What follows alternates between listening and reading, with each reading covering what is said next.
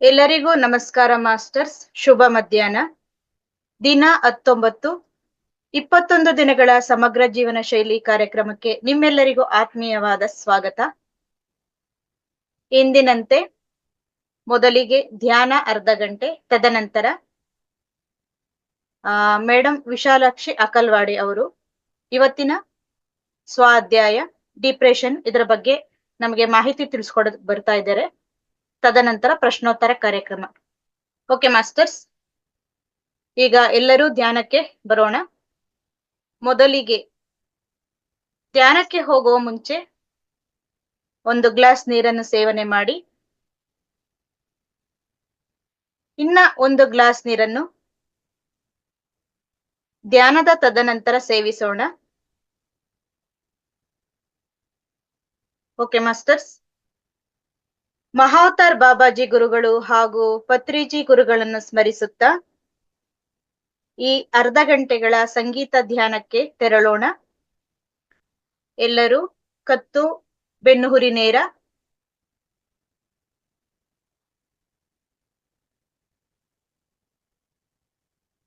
ನೇರವಾಗಿ ಕುಳಿತು ಕೈಗಳನ್ನು ಈ ರೀತಿ ಬೆರಳಿಗೆ ಬೆರಳು ಸೇರಿಸಿ ಕಾಲುಗಳನ್ನು ಕ್ರಾಸ್ ಮಾಡಿ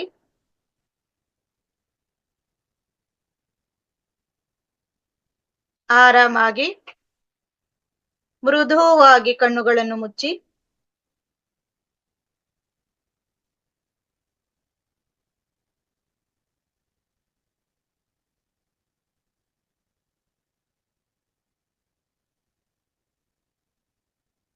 ಕಣ್ಣುಗಳನ್ನು ಮುಚ್ಚಿದ ಕ್ಷಣ ಯಾವುದೇ ಆಲೋಚನೆಗಳು, ಯಾವುದೇ ಭಾವನೆಗಳು, ಯಾವುದೇ ಶಬ್ದಗಳನ್ನು ನಾವು ಸ್ವೀಕಾರ ಮಾಡದೆ ಆದಷ್ಟು ಶ್ವಾಸದ ಕಡೆ ಗಮನಿಸೋಣ. ಕೇವಲ ಶ್ವಾಸ ಪ್ರಶ್ವಾಸ,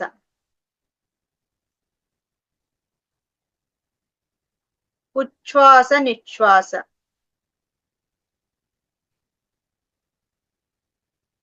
ಉಸಿರಾಟದ ಕಡೆ ಗಮನ ಕೊಡುವುದರಿಂದ ಯಾವುದೇ ಆಲೋಚನೆಗಳು ನಮ್ಮ ಬಳಿ ಸುಳಿಯುವುದಿಲ್ಲ.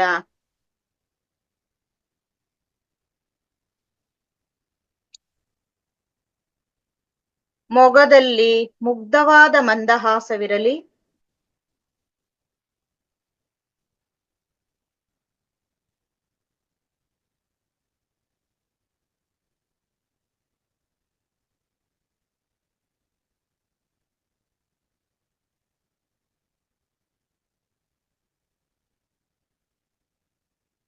ಮೂಗಿನ ತುದಿ ಭಾಗದಲ್ಲೇ ಉಸಿರಾಟವನ್ನು ಗಮನಿಸೋಣ.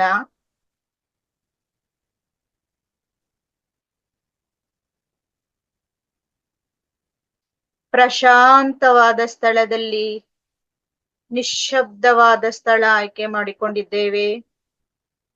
ಸುಖಾಸನದಲ್ಲಿ ಕುಳಿತಿದ್ದೇವೆ. ಕೈಗಳನ್ನು ಜೋಡಿಸಿ, ಕಾಲುಗಳನ್ನು ಜೋಡಿಸಿ ಆರಾಮಾಗಿ ಈ ಅರ್ಧ ಗಂಟೆಗಳ ಕಾಲ ನಮಗಾಗೆ ಮೀಸಲಿರಿಸಿದ್ದೇವೆ.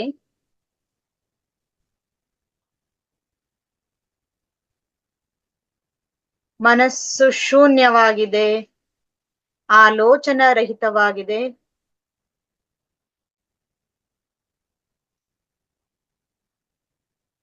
ಯಾವಾಗ ಈ ಆಲೋಚನೆಗಳು ಶೂನ್ಯವಾಗುತ್ತವೋ ಆಗ ವಿಶ್ವಶಕ್ತಿ ಚೈತನ್ಯ ನಮ್ಮೆಡೆಗೆ ಪ್ರವೇಶಿಸುತ್ತಿದೆ. ನಮ್ಮ ದೇಹ ಮತ್ತು ಮನಸ್ಸನ್ನು ಶುಭ್ರಗೊಳಿಸುತ್ತಿದೆ. ಗಮನಿಸೋಣ. ಗಮನಿಸುವುದೇ ಆತ್ಮನ ಲಕ್ಷಣ.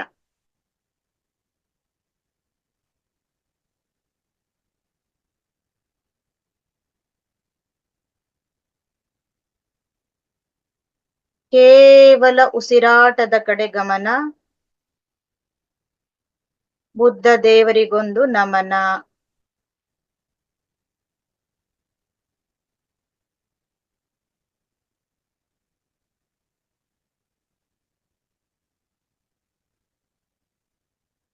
ಮೃದುವಾದ ಸಂಗೀತವನ್ನು ಆಲಿಸುತ್ತಾ ಉಸಿರನ್ನು ಲಯಗೊಳಿಸುತ್ತಾ ಧ್ಯಾನಕ್ಕೆ ಶರಣಾಗೋಣ.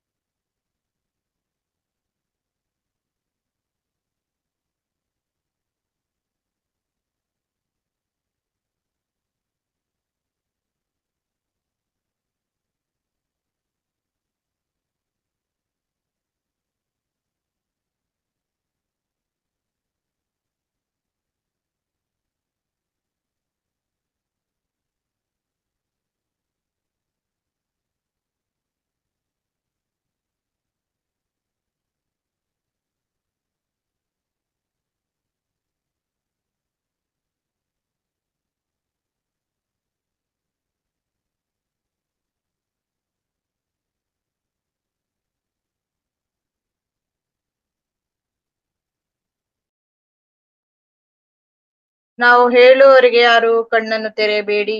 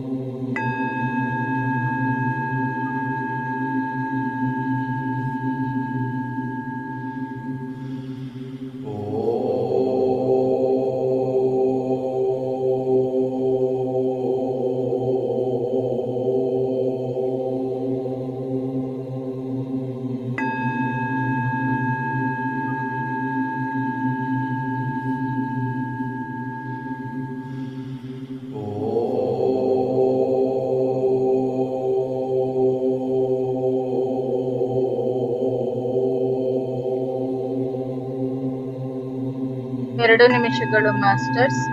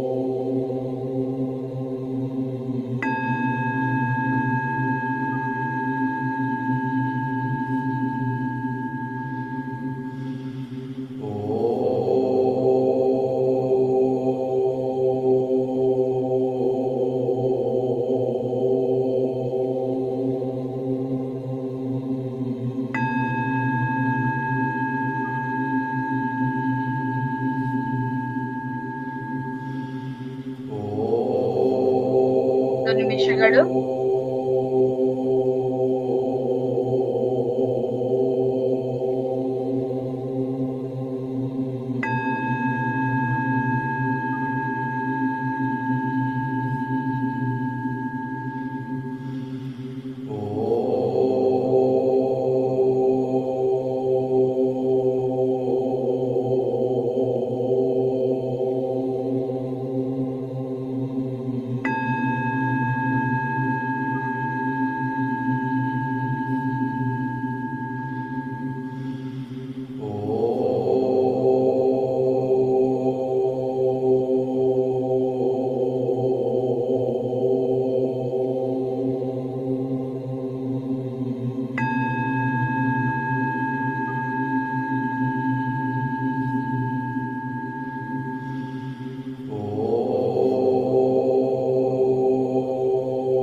ಎಲ್ಲರೂ ನಿಧಾನವಾಗಿ ಪರಿಸರ ಎಚ್ಚರಿಕೆಗೆ ಮರಳೋಣ.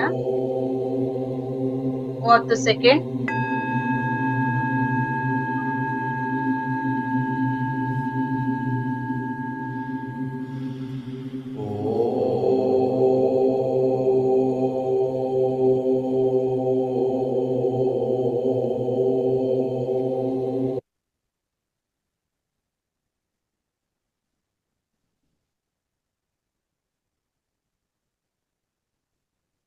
ನಿಧಾನವಾಗಿ ದೇಹ ಎಚ್ಚರಿಕೆಗೆ ಬರಲೋಣ.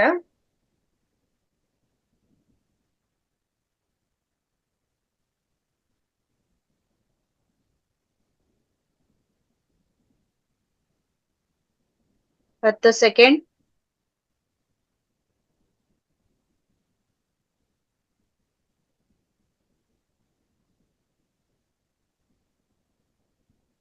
ಐದು, 4, 3, 2, 1, 0. ಮಾಸ್ಟರ್ಸ್ ಈಗ ನಿಧಾನವಾಗಿ ಕೈಗಳನ್ನು ಬಿಡಿಸಿ ಹಾಗೆ ನಿಧಾನವಾಗಿ ಕಣ್ಣುಗಳ ಮೇಲಿಟ್ಟುಕೊಳ್ಳೋಣ. 5 ಸೆಕೆಂಡುಗಳು ಹಾಗೆ ಅಲ್ಲೇ ಗಮನಿಸುತ್ತಾ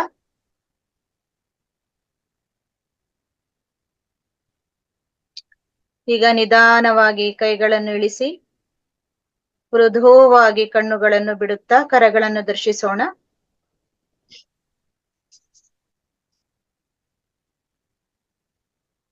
ಓಕೆ ಮಾಸ್ಟರ್ಸ್, ಅದ್ಭುತವಾದ ಸಂಗೀತ ಧ್ಯಾನ. ಈ ಧ್ಯಾನವನ್ನು ಮತ್ತೆ ಈ ಸಂಗೀತ ಧ್ಯಾನಕ್ಕಾಗಿ ಮಹಾವತಾರ್ ಫೌಂಡೇಶನ್ಗೆ ಹಾಗೂ ಪ್ರಕೃತಿ ಮಾತೆಗೆ ಚಪ್ಪಾಳೆಗಳ ಮೂಲಕ ಕೃತಜ್ಞತೆಗಳನ್ನು ಸಲ್ಲಿಸೋಣ.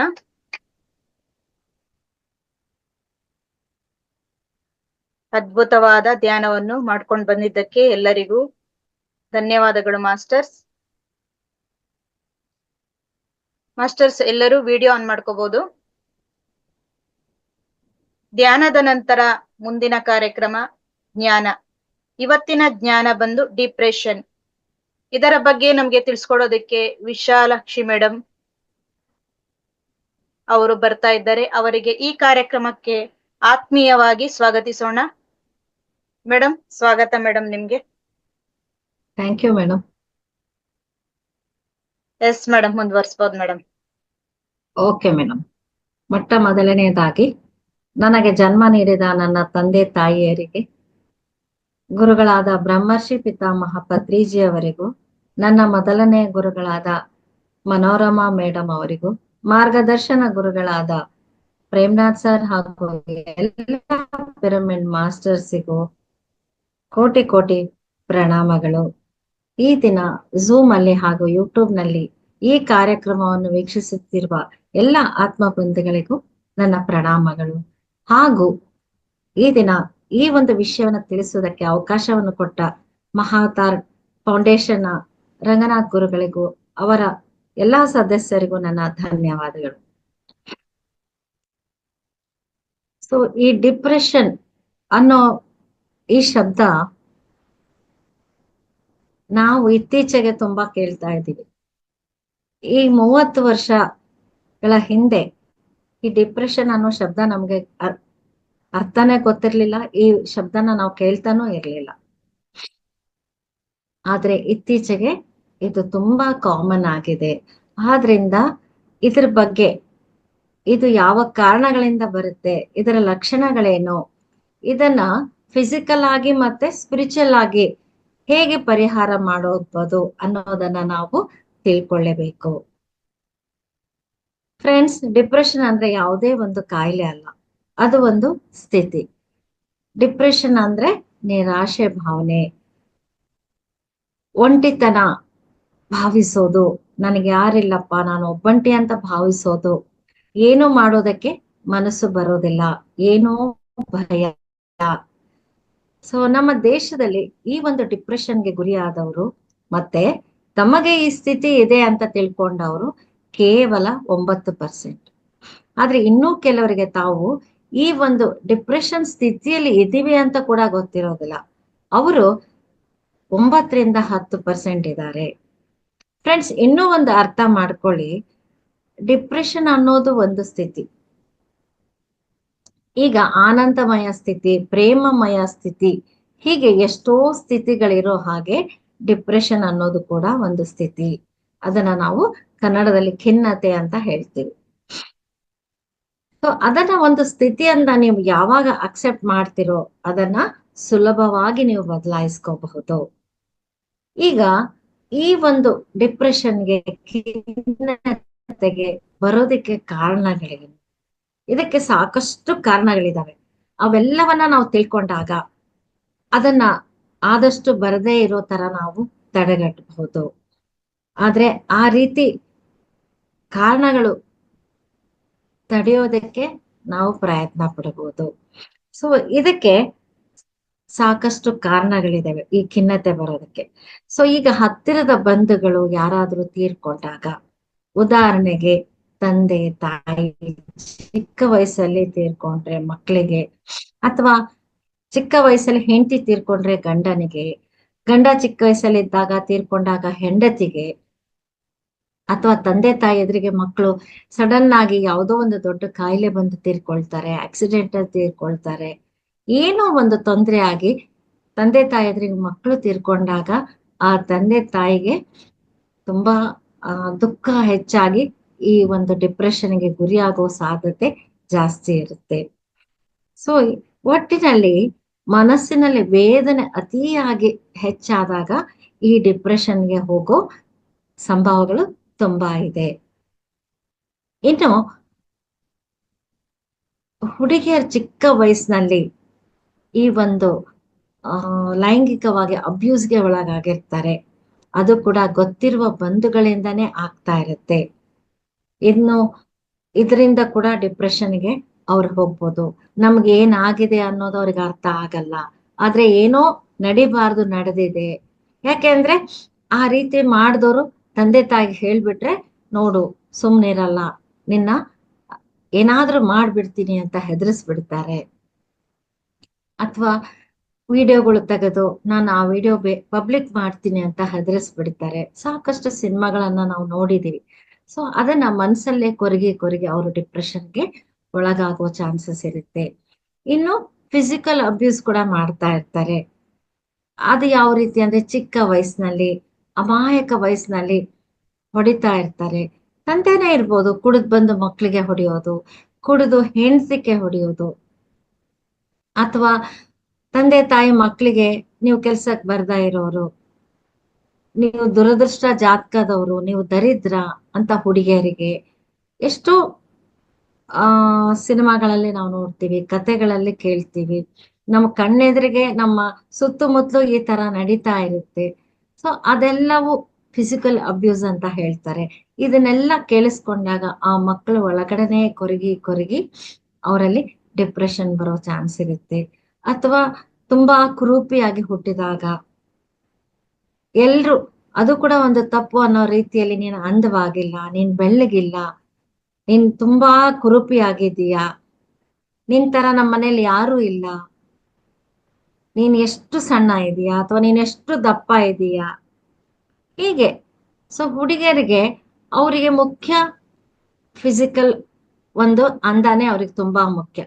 ಅದಕ್ಕೆ ಅವರು ತುಂಬಾನೇ ಅವಮಾನ ಆಗೋ ರೀತಿಯಾಗಿ ನಡ್ಕೊಂಡ್ಬಿಟ್ರೆ ಅವರಲ್ಲಿ ಸಾಕಷ್ಟು ವೇದನೆ ಜಾಸ್ತಿ ಆಗಿ ಯಾರ ಹತ್ರ ಆ ಭಾವನೆಗಳನ್ನ ಹೇಳ್ಕೊಳ್ಳಾರ್ದೆ ಅವರಲ್ಲಿ ಡಿಪ್ರೆಷನ್ ಬರೋ ಚಾನ್ಸಸ್ ಇರುತ್ತೆ. ಅಥವಾ ಅವರಿಗೆ ಎಮೋಷನಲ್ ಆಗಿ ಅಬ್ಯೂಸ್ ಆಗಿದ್ರೆ, ಫಿಸಿಕಲ್ ಆಗಿ ಅಬ್ಯೂಸ್ ಆಗಿದ್ರೆ, ಸೆಕ್ಷುವಲ್ ಆಗಿ ಅಬ್ಯೂಸ್ ಆಗಿದ್ರೆ, ಅದೆಲ್ಲ ಘಟನೆಗಳು ಅವರಲ್ಲಿ ಗೂಡು ಕಟ್ಕೊಂಡ್ಬಿಡುತ್ತೆ.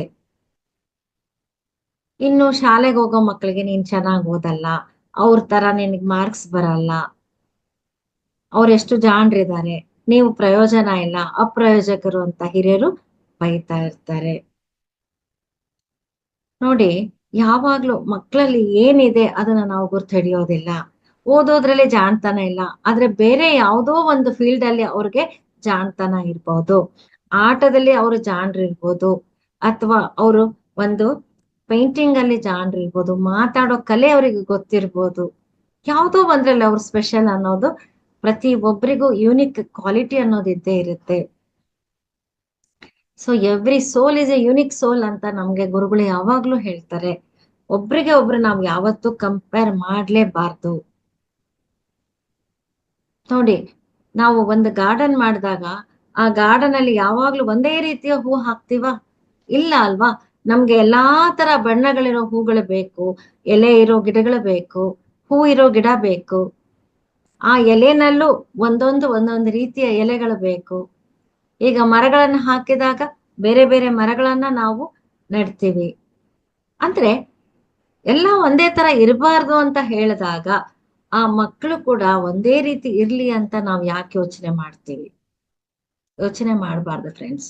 ಮಕ್ಕಳಾಯ್ತು, ಗಂಡ ಆಯ್ತು, ಹೆಂಡತಿ ಆಯ್ತು, ಯಾವಾಗ್ಲೂ ಒಬ್ರಿಗೆ ಒಬ್ರು ನಾವು ಕಂಪೇರ್ ಮಾಡ್ಲೇಬಾರ್ದು. ಸೊ ಹೆಣ್ಮಕ್ಳು ತುಂಬಾ ಸೂಕ್ಷ್ಮ. ಈ ರೀತಿ ಎಮೋಷನಲ್ ಅಬ್ಯೂಸ್ ನಡೆದಾಗ ಅದನ್ನ ಮನಸ್ಸಲ್ಲೇ ಇಟ್ಕೊಂಡು ಅವರು ಡಿಪ್ರೆಷನ್ಗೆ ಗುರಿ ಆಗ್ತಾರೆ. ಸೊ ಆ ಘಟನೆಗಳನ್ನ ಅವ್ರು ಪದೇ ಪದೇ ಜ್ಞಾಪಕ ಮಾಡ್ಕೊಳ್ಳೋದ್ರಿಂದ ಅದು ಒಂದು ಕೆಟ್ಟ ಘಟನೆ ಆಗಿ ಅವರ ಸಬ್ಕಾನ್ಶಿಯಸ್ ಮೈಂಡ್ಗೆ ಹೋಗುತ್ತೆ. ಮತ್ತೆ ಯಾರಿಗೆ ಡಿಪ್ರೆಷನ್ ಬರುತ್ತೆ ಅಂದ್ರೆ, ಮಕ್ಕಳು ತಂದೆ ತಾಯಿಗೆ ವಯಸ್ಸಾದ ಮೇಲೆ ಅವರನ್ನ ಪ್ರೀತಿಯಿಂದ ನೋಡ್ಕೊಳ್ದೆ ಅವ್ರು ಇರೋದೇ ವೇಸ್ಟ್ ಅನ್ನೋ ಹಾಗೆ ನಡ್ಕೊಂಡ್ರೆ, ಅಥವಾ ಅವರನ್ನ ವೃದ್ಧಾಶ್ರಮಕ್ಕೆ ಕಳಿಸಿದ್ರೆ, ಮಕ್ಕಳು ಹೊರದೇಶದಲ್ಲಿ, ತಂದೆ ತಾಯಿ ಭಾರತದಲ್ಲಿ ಇದ್ದಾಗ ಅವ್ರಿಗೆ ಲೋನ್ಲಿನೆಸ್ ಫೀಲ್ ಆಗಿ ಡಿಪ್ರೆಷನ್ ಅನ್ನುವ ಸ್ಥಿತಿಗೆ ಅವರು ಹೋಗಬಹುದು. ನೋಡಿ, ಇದು ಕೂಡ ಕಾಮನ್ ಆಗಿದೆ. ಈಗ ಮನೆಯಲ್ಲಿ ತಂದೆ ತಾಯಿಗೆ ವಯಸ್ಸಾಗಿರುತ್ತೆ, ವಯಸ್ಸಾದಾಗ ಅವರು ಚಿಕ್ಕ ಮಕ್ಕಳ ತರ ಅಂತ ನಾವ್ ಯಾರು ಅರ್ಥ ಮಾಡ್ಕೊಳಲ್ಲ. ಅವ್ರು ಒಂದ್ಸಲ ಬಿಟ್ಟು 4 ಸಲ ಏನಾದ್ರು ಕೇಳಿದಾಗ ನಾವು ಬೇಜಾರ್ ಮಾಡ್ಕೊಳ್ತೀವಿ. ಏನಪ್ಪ ಪದೇ ಪದೇ ಕೇಳ್ತೀಯ ಅಂತೀವಿ, ಏನಮ್ಮ ನಿಂಗೆ ಬುದ್ಧಿ ಇಲ್ಲ ಅಂತ ಬಂದವರ ಎದುರಿಗೆ ಅವಮಾನ ಮಾಡ್ತಾರೆ. ಆದ್ರೆ ಅದೇ ತಂದೆ ತಾಯಿ ಆ ಮಕ್ಕಳು ಚಿಕ್ಕವರಿದ್ದಾಗ ಎಷ್ಟೋ ವಿಷಯಗಳನ್ನ ಕಲಿಸಿದ್ದಾರೆ ಅನ್ನೋದು ಅವ್ರು ಮರ್ತು ಬಿಡ್ತಾರೆ. ಅದು ಒಂದ್ ರೀತಿ. ಅಂದ್ರೆ ಅವರನ್ನ ನೋಡ್ಕೊಳಕ್ ಆಗೋದಿಲ್ಲ ಅಂತ ಅವ್ರನ್ನ ವೃದ್ಧಾಶ್ರಮಕ್ಕೆ ಕಳಿಸ್ಬಿಡ್ತಾರೆ. ನಾನು ಮೊನ್ನೆ ಗದಗಲ್ಲಿ ಒಂದು ವೃದ್ಧಾಶ್ರಮಕ್ಕೆ ಹೋಗಿದ್ದೆ. ಅಲ್ಲಿ ಅವ್ರ ಮಕ್ಕಳು ಬಸ್ ಸ್ಟ್ಯಾಂಡ್ ಅಲ್ಲಿ ಬಂದು ಬಿಟ್ಬಿಟ್ಟು ಈಗ ಬರ್ತೀನಿ ಅಂತ ಹೇಳಿ ವಾಪಸ್ ಬಂದೇ ಇರ್ಲಿಲ್ವಂತೆ. ಆಮೇಲೆ ಅವರನ್ನ ಯಾರೋ ಗೊತ್ತಾಗಿ ಆ ಆಶ್ರಮಕ್ಕೆ ಕರ್ಕೊಂಡ್ ಬಂದ್ಬಿಟ್ಟಿದ್ದಾರೆ. ಎಷ್ಟು ಹೀನಾಯವಾದ ಸಂಸ್ಕೃತಿ ಇದು. ಅಥವಾ ಮಕ್ಕಳು ಹೊರದೇಶದಲ್ಲಿ, ತಂದೆ ತಾಯಿ ಭಾರತದಲ್ಲಿ ಇದ್ದಾಗ ಅವರಿಗೆ ನನ್ನವರು ಅಂತ ಯಾರು ಇಲ್ಲದೆ ಲೋನ್ಲಿ ಫೀಲ್ ಆಗಿ ಡಿಪ್ರೆಷನ್ಗೆ ಹೋಗೋ ಸ್ಥಿತಿಗೆ ಬರಬಹುದು. ಅಥವಾ ಕೆಲವು ಮೆಡಿಸಿನ್ಸ್ ಬಳಸೋದ್ರಿಂದ ಡಿಪ್ರೆಷನ್ ಸ್ಟೇಟ್ಗೆ ಹೋಗಬಹುದು. ಹುಡುಗಿಯರು ಮುಖ್ಯವಾಗಿ ಈ ಪಿಂಪಲ್ಸ್ ಹೋಗ್ಬೇಕು ಅಂತ ಯೂಸ್ ಮಾಡುವ ಆಯಿಂಟ್ಮೆಂಟ್ ಇಂದ ಕೂಡ ಡಿಪ್ರೆಷನ್ ಸ್ಟೇಟ್ ಬರಬಹುದು. ಜೀರ್ಣಕ್ರಿಯೆಗೆ ಸಂಬಂಧಪಟ್ಟ ಟ್ಯಾಬ್ಲೆಟ್ಸ್ ಹಾಕೊಳ್ಳೋದ್ರಿಂದ ಕೂಡ ಡಿಪ್ರೆಷನ್ ಬರಬಹುದು. ಇಬ್ಬರ ಮಧ್ಯೆ ಭಿನ್ನಾಭಿಪ್ರಾಯಗಳಿದ್ದಾಗ, ಮುಖ್ಯವಾಗಿ ಗಂಡ ಹೆಂಡತಿ ಮತ್ತೆ ತಂದೆ ಮಕ್ಕಳ ಮಧ್ಯೆ ಇಬ್ಬರಲ್ಲಿ ಯಾರು ಸ್ಟ್ರಾಂಗ್ ಇರ್ತಾರೋ ಅವರು ಗೆಲ್ತಾರೆ. ಸೋತವರು ನಿರಾಶೆಗೆ ಗುರಿಯಾಗಿ ಡಿಪ್ರೆಷನ್ಗೆ ಹೋಗೋ ಸಂಭವ ಇದೆ. ಅಂದ್ರೆ ಇಲ್ಲಿ ಇನ್ನೊಬ್ಬರ ಎಮೋಷನ್ಸ್, ಇನ್ನೊಬ್ಬರ ಭಾವನೆಗಳನ್ನ ಅವರು ಅರ್ಥ ಮಾಡ್ಕೊಳ್ಳೋ ಸ್ಥಿತಿಯಲ್ಲಿ ಇರೋದಿಲ್ಲ. ಅವ್ರಿಗೆ ನಿರಾಶೆ ಆಗಿದೆ, ಅವರನ್ನ ಸೋಲ್ಸಿದೆ, ನಾನ್ ಗೆದ್ದೆ ಅನ್ನೋ ಭಾವನೆ ತಪ್ಪು ಅನ್ನೋ ಭಾವನೆನೇ ಅವ್ರಿಗಿರೋದಿಲ್ಲ. ಇಲ್ಲಿ ನಾನು ಗೆಲ್ಬೇಕು ಅನ್ನೋದಕ್ಕಿಂತ ನಮ್ಮ ಸಂಬಂಧ ಮುಖ್ಯ ಅನ್ನುವ ಒಂದು ಅಂಡರ್ಸ್ಟ್ಯಾಂಡಿಂಗ್ ಅವರಲ್ಲಿ ಇರೋದಿಲ್ಲ.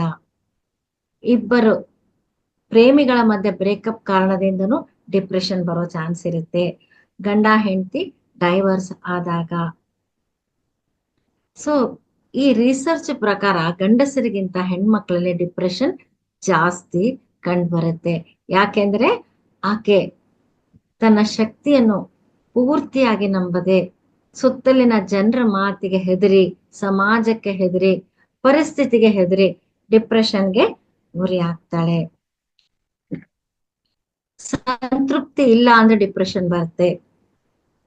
ಅಥವಾ ಫ್ಯಾಮಿಲಿಯಲ್ಲಿ ಯಾರಿಗಾದ್ರೂ ಡಿಪ್ರೆಷನ್ ಇದ್ರೆ ಜೀನ್ಸ್ ಮುಖಾಂತರ ಡಿಪ್ರೆಷನ್ ಬರೋ ಅವಕಾಶ ಇರುತ್ತೆ.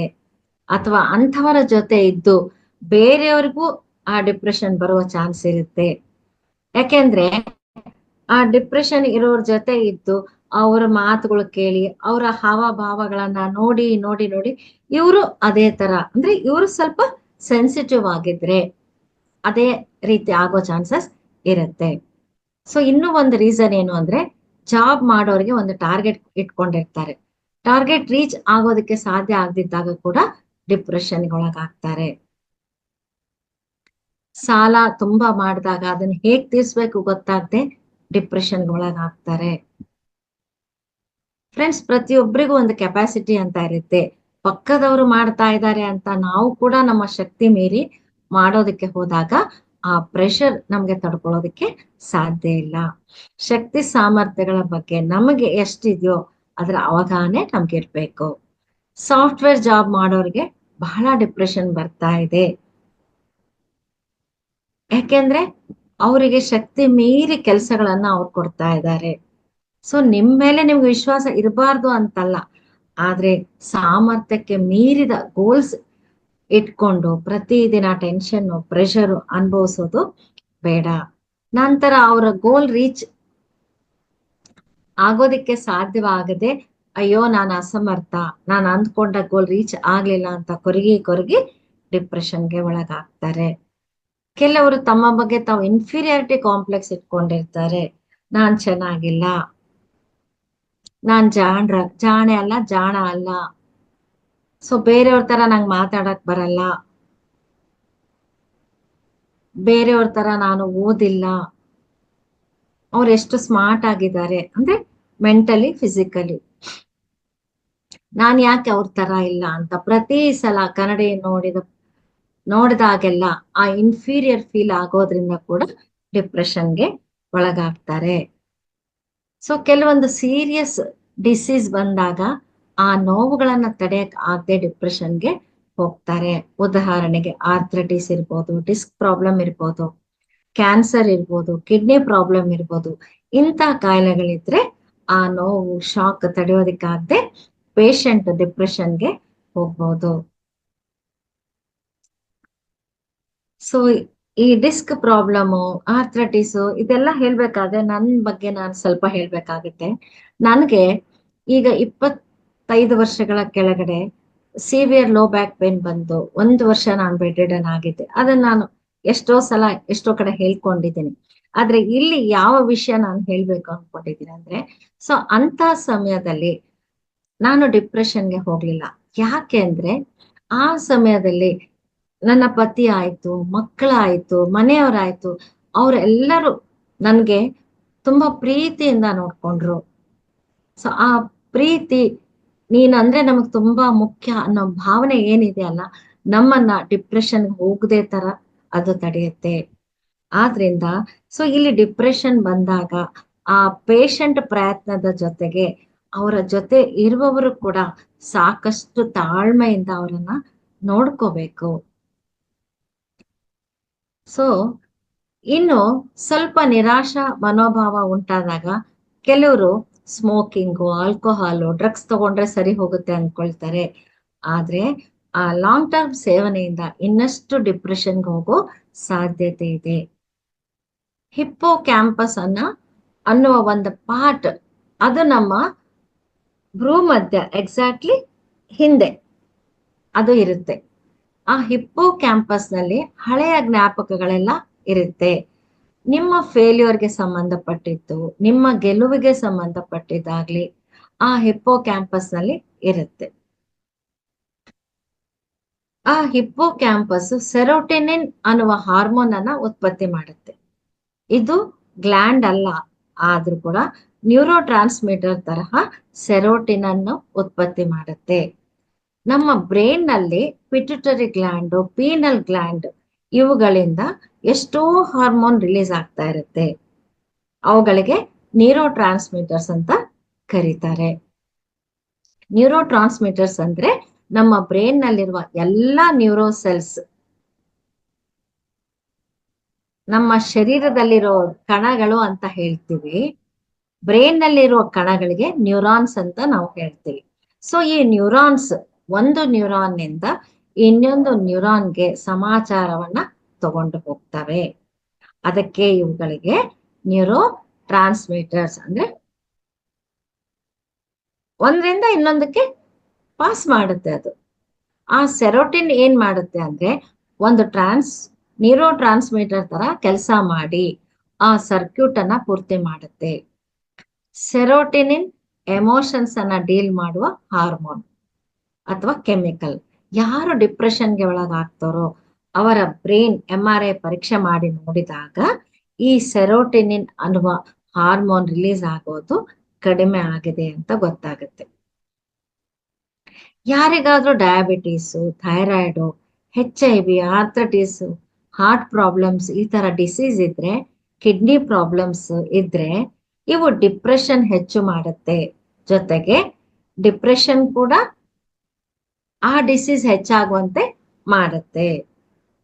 ಅಂದ್ರೆ ಎರಡೂ ರೀತಿ ಈ ತೊಂದರೆಗಳಿರೋದ್ರಿಂದ ಡಿಪ್ರೆಷನ್ ಬರುತ್ತೆ, ಆ ಡಿಪ್ರೆಷನ್ ಇಂದ ಆ ತೊಂದರೆಗಳು ಇನ್ನೂ ಜಾಸ್ತಿ ಆಗುತ್ತೆ.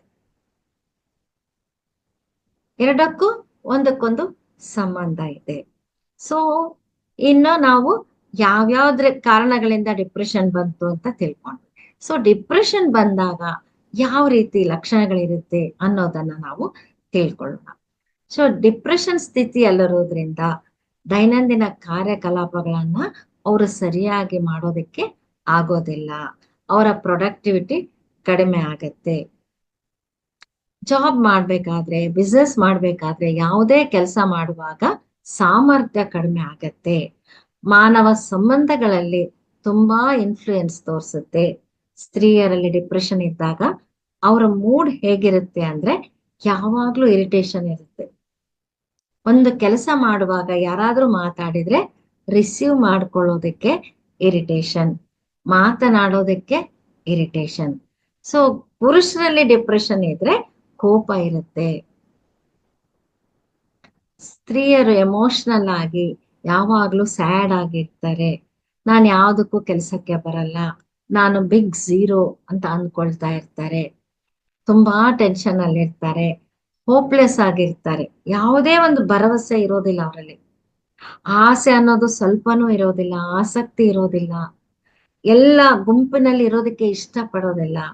ಆ ಸಮಯದಲ್ಲಿ ಅವರಿಗೆ ಸುಸೈಡ್ ಮಾಡ್ಕೋಬೇಕು ಅನ್ನುವ ಆಲೋಚನೆ ಬರುತ್ತೆ. ನಿರಾಶೆ, ಆತಂಕ, ಇರಿಟೇಷನ್, ಏಕಾಂಗಿತನ, ನಿರಾಸಕ್ತಿ, ಭರವಸೆ ಕಳ್ಕೊಳ್ಳೋದು, ಇವೆಲ್ಲ ಸೇರಿ ಆತ್ಮಹತ್ಯೆ ಮಾಡ್ಕೋಬೇಕು ಅಂತ ಅವ್ರಿಗೆ ಅನ್ಸುತ್ತೆ. ಆದ್ರೆ ಸ್ಪಿರಿಚುವಲ್ ಆಗಿ ಹೇಳ್ಬೇಕು ಅಂದ್ರೆ ಆತ್ಮಹತ್ಯೆ ಅನ್ನೋದು ಎಷ್ಟು ದಾರುಣವಾದದ್ದು ಅಂದ್ರೆ, ಆತ್ಮ ಜನ್ಮ ತಗೊಂಡಿದ್ದೆ ನಾವು ಜೀವನ ಪೂರ್ತಿ ಜೀವಿಸೋದಕ್ಕೆ. ಸೋಲ್ ಡಿಸೈನ್ ನಲ್ಲಿ ಸುಸೈಡ್ ಅನ್ನೋದು ಇಲ್ಲ. ಮಾನವನ ಒಂದು ಡಿಸೈನ್ ಅಲ್ಲಿ ಇರಬಹುದು, ಆದ್ರೆ ಸೋಲ್ ರೂಟ್ ಮ್ಯಾಪ್ ನಲ್ಲಿ ಆತ್ಮಹತ್ಯೆ ಅನ್ನೋದು ಇಲ್ಲ. ಆದ್ರೆ ಈ ಒಂದು ಸೋಲ್ ಮೇಲೆ ಹೋದ್ಮೇಲೆ ಎಷ್ಟೋ ಕಷ್ಟ ಪಡ್ಬೇಕಾಗತ್ತೆ. ಆದ್ರಿಂದ ಆತ್ಮಹತ್ಯೆಗೆ ಪ್ರೇರೇಪಿಸುವ ಕಷ್ಟ ಈ ಭೂಮಿ ಮೇಲೆ ಹುಟ್ಟಿಲ್ಲ. ಆದ್ರೆ ಮನುಷ್ಯ ಜೀವನದ ಬಗ್ಗೆ, ಆಧ್ಯಾತ್ಮಿಕತೆಯ ಬಗ್ಗೆ ಸರಿಯಾದ ಅವಗಾಹನೆ ಇಲ್ಲದೆ, ಸಮಸ್ಯೆ ಎದುರಿಸುವ ಸಾಮರ್ಥ್ಯ ಇಲ್ಲದೆ ಆತ್ಮಹತ್ಯೆ ಮಾಡ್ಕೊಳ್ತಾ ಇದ್ದಾನೆ. ಸೊ ಡಿಪ್ರೆಷನ್ಗೆ ಒಳಗಾದವರು ಆತ್ಮಹತ್ಯೆ ಮಾಡ್ಕೋಬೇಕು ಅಂತ ಆಲೋಚನೆ ಮಾಡ್ತಾ ಇರ್ತಾರೆ. ಆದ್ರಿಂದ ಫ್ರೆಂಡ್ಸ್, ನಿಮ್ಮ ಗಮನಕ್ಕೆ ಯಾರಾದ್ರೂ ಬಂದ್ರೆ ದಯವಿಟ್ಟು ಅವರಿಗೆ ಕೌನ್ಸಿಲಿಂಗ್ ಮಾಡಿ. ಅವರಿಗೆ ಮೊದಲು ಸ್ಪಿರಿಚುಯಾಲಿಟಿ ಬಗ್ಗೆ ತಿಳಿಸಿ, ಧ್ಯಾನದ ಬಗ್ಗೆ ತಿಳಿಸಿ, ಆತ್ಮಹತ್ಯೆ ನಂತರ ಏನಾಗುತ್ತೆ ಅನ್ನೋದು ಅವರಿಗೆ ತಿಳಿಸಿ. ಈ ಡಿಪ್ರೆಷನ್ ಸ್ಟೇಟ್ ಅನ್ನೋದು ತುಂಬಾ ತುಂಬಾ ಕಷ್ಟಕರವಾದ ಸ್ಥಿತಿ. ಯಾಕೆ ಅಂದ್ರೆ ನಾನು ತುಂಬಾ ಡಿಪ್ರೆಷನ್ ಪೇಷಂಟ್ಗೆ ನಾನು ಕೌನ್ಸಿಲಿಂಗ್ ಮಾಡಿದ್ದೀನಿ. ಅವ್ರು ಹೇಳ್ತಾರೆ ಯಾವುದೇ ಒಂದು ಕಾಯಿಲೆಯನ್ನ ನಾವು ಅನುಭವಿಸ್ಬೋದು, ಆದ್ರೆ ಈ ಡಿಪ್ರೆಷನ್ ಅನ್ನೋದು ಯಾವ ವೈರಿಗೂ ಬರಬಾರ್ದು ಅಂತ ಹೇಳ್ತಾರೆ. ಅಷ್ಟೊಂದು ಮಾನಸಿಕವಾದ ಹಿಂಸೆ ಆಗ್ತಾ ಇರುತ್ತೆ ಅವರಿಗೆ. ಆಲೋಚನೆಗಳು ನಿಲ್ಲೋದೇ ಇಲ್ಲ, ಯಾವುದೇ ಆಸಕ್ತಿ ಇರೋದಿಲ್ಲ, ಆಸೆ ಇರೋದಿಲ್ಲ, ಯಾವ ನೆನಪು ಇರೋದಿಲ್ಲ, ಏನ್ ಮಾಡ್ಬೇಕು ಅರ್ಥ ಆಗ್ತಿರೋದಿಲ್ಲ, ಆತ್ಮವಿಶ್ವಾಸ ಅನ್ನೋದು ಝೀರೋ ಲೆವೆಲ್ಗೆ ಹೋಗ್ಬಿಡುತ್ತೆ.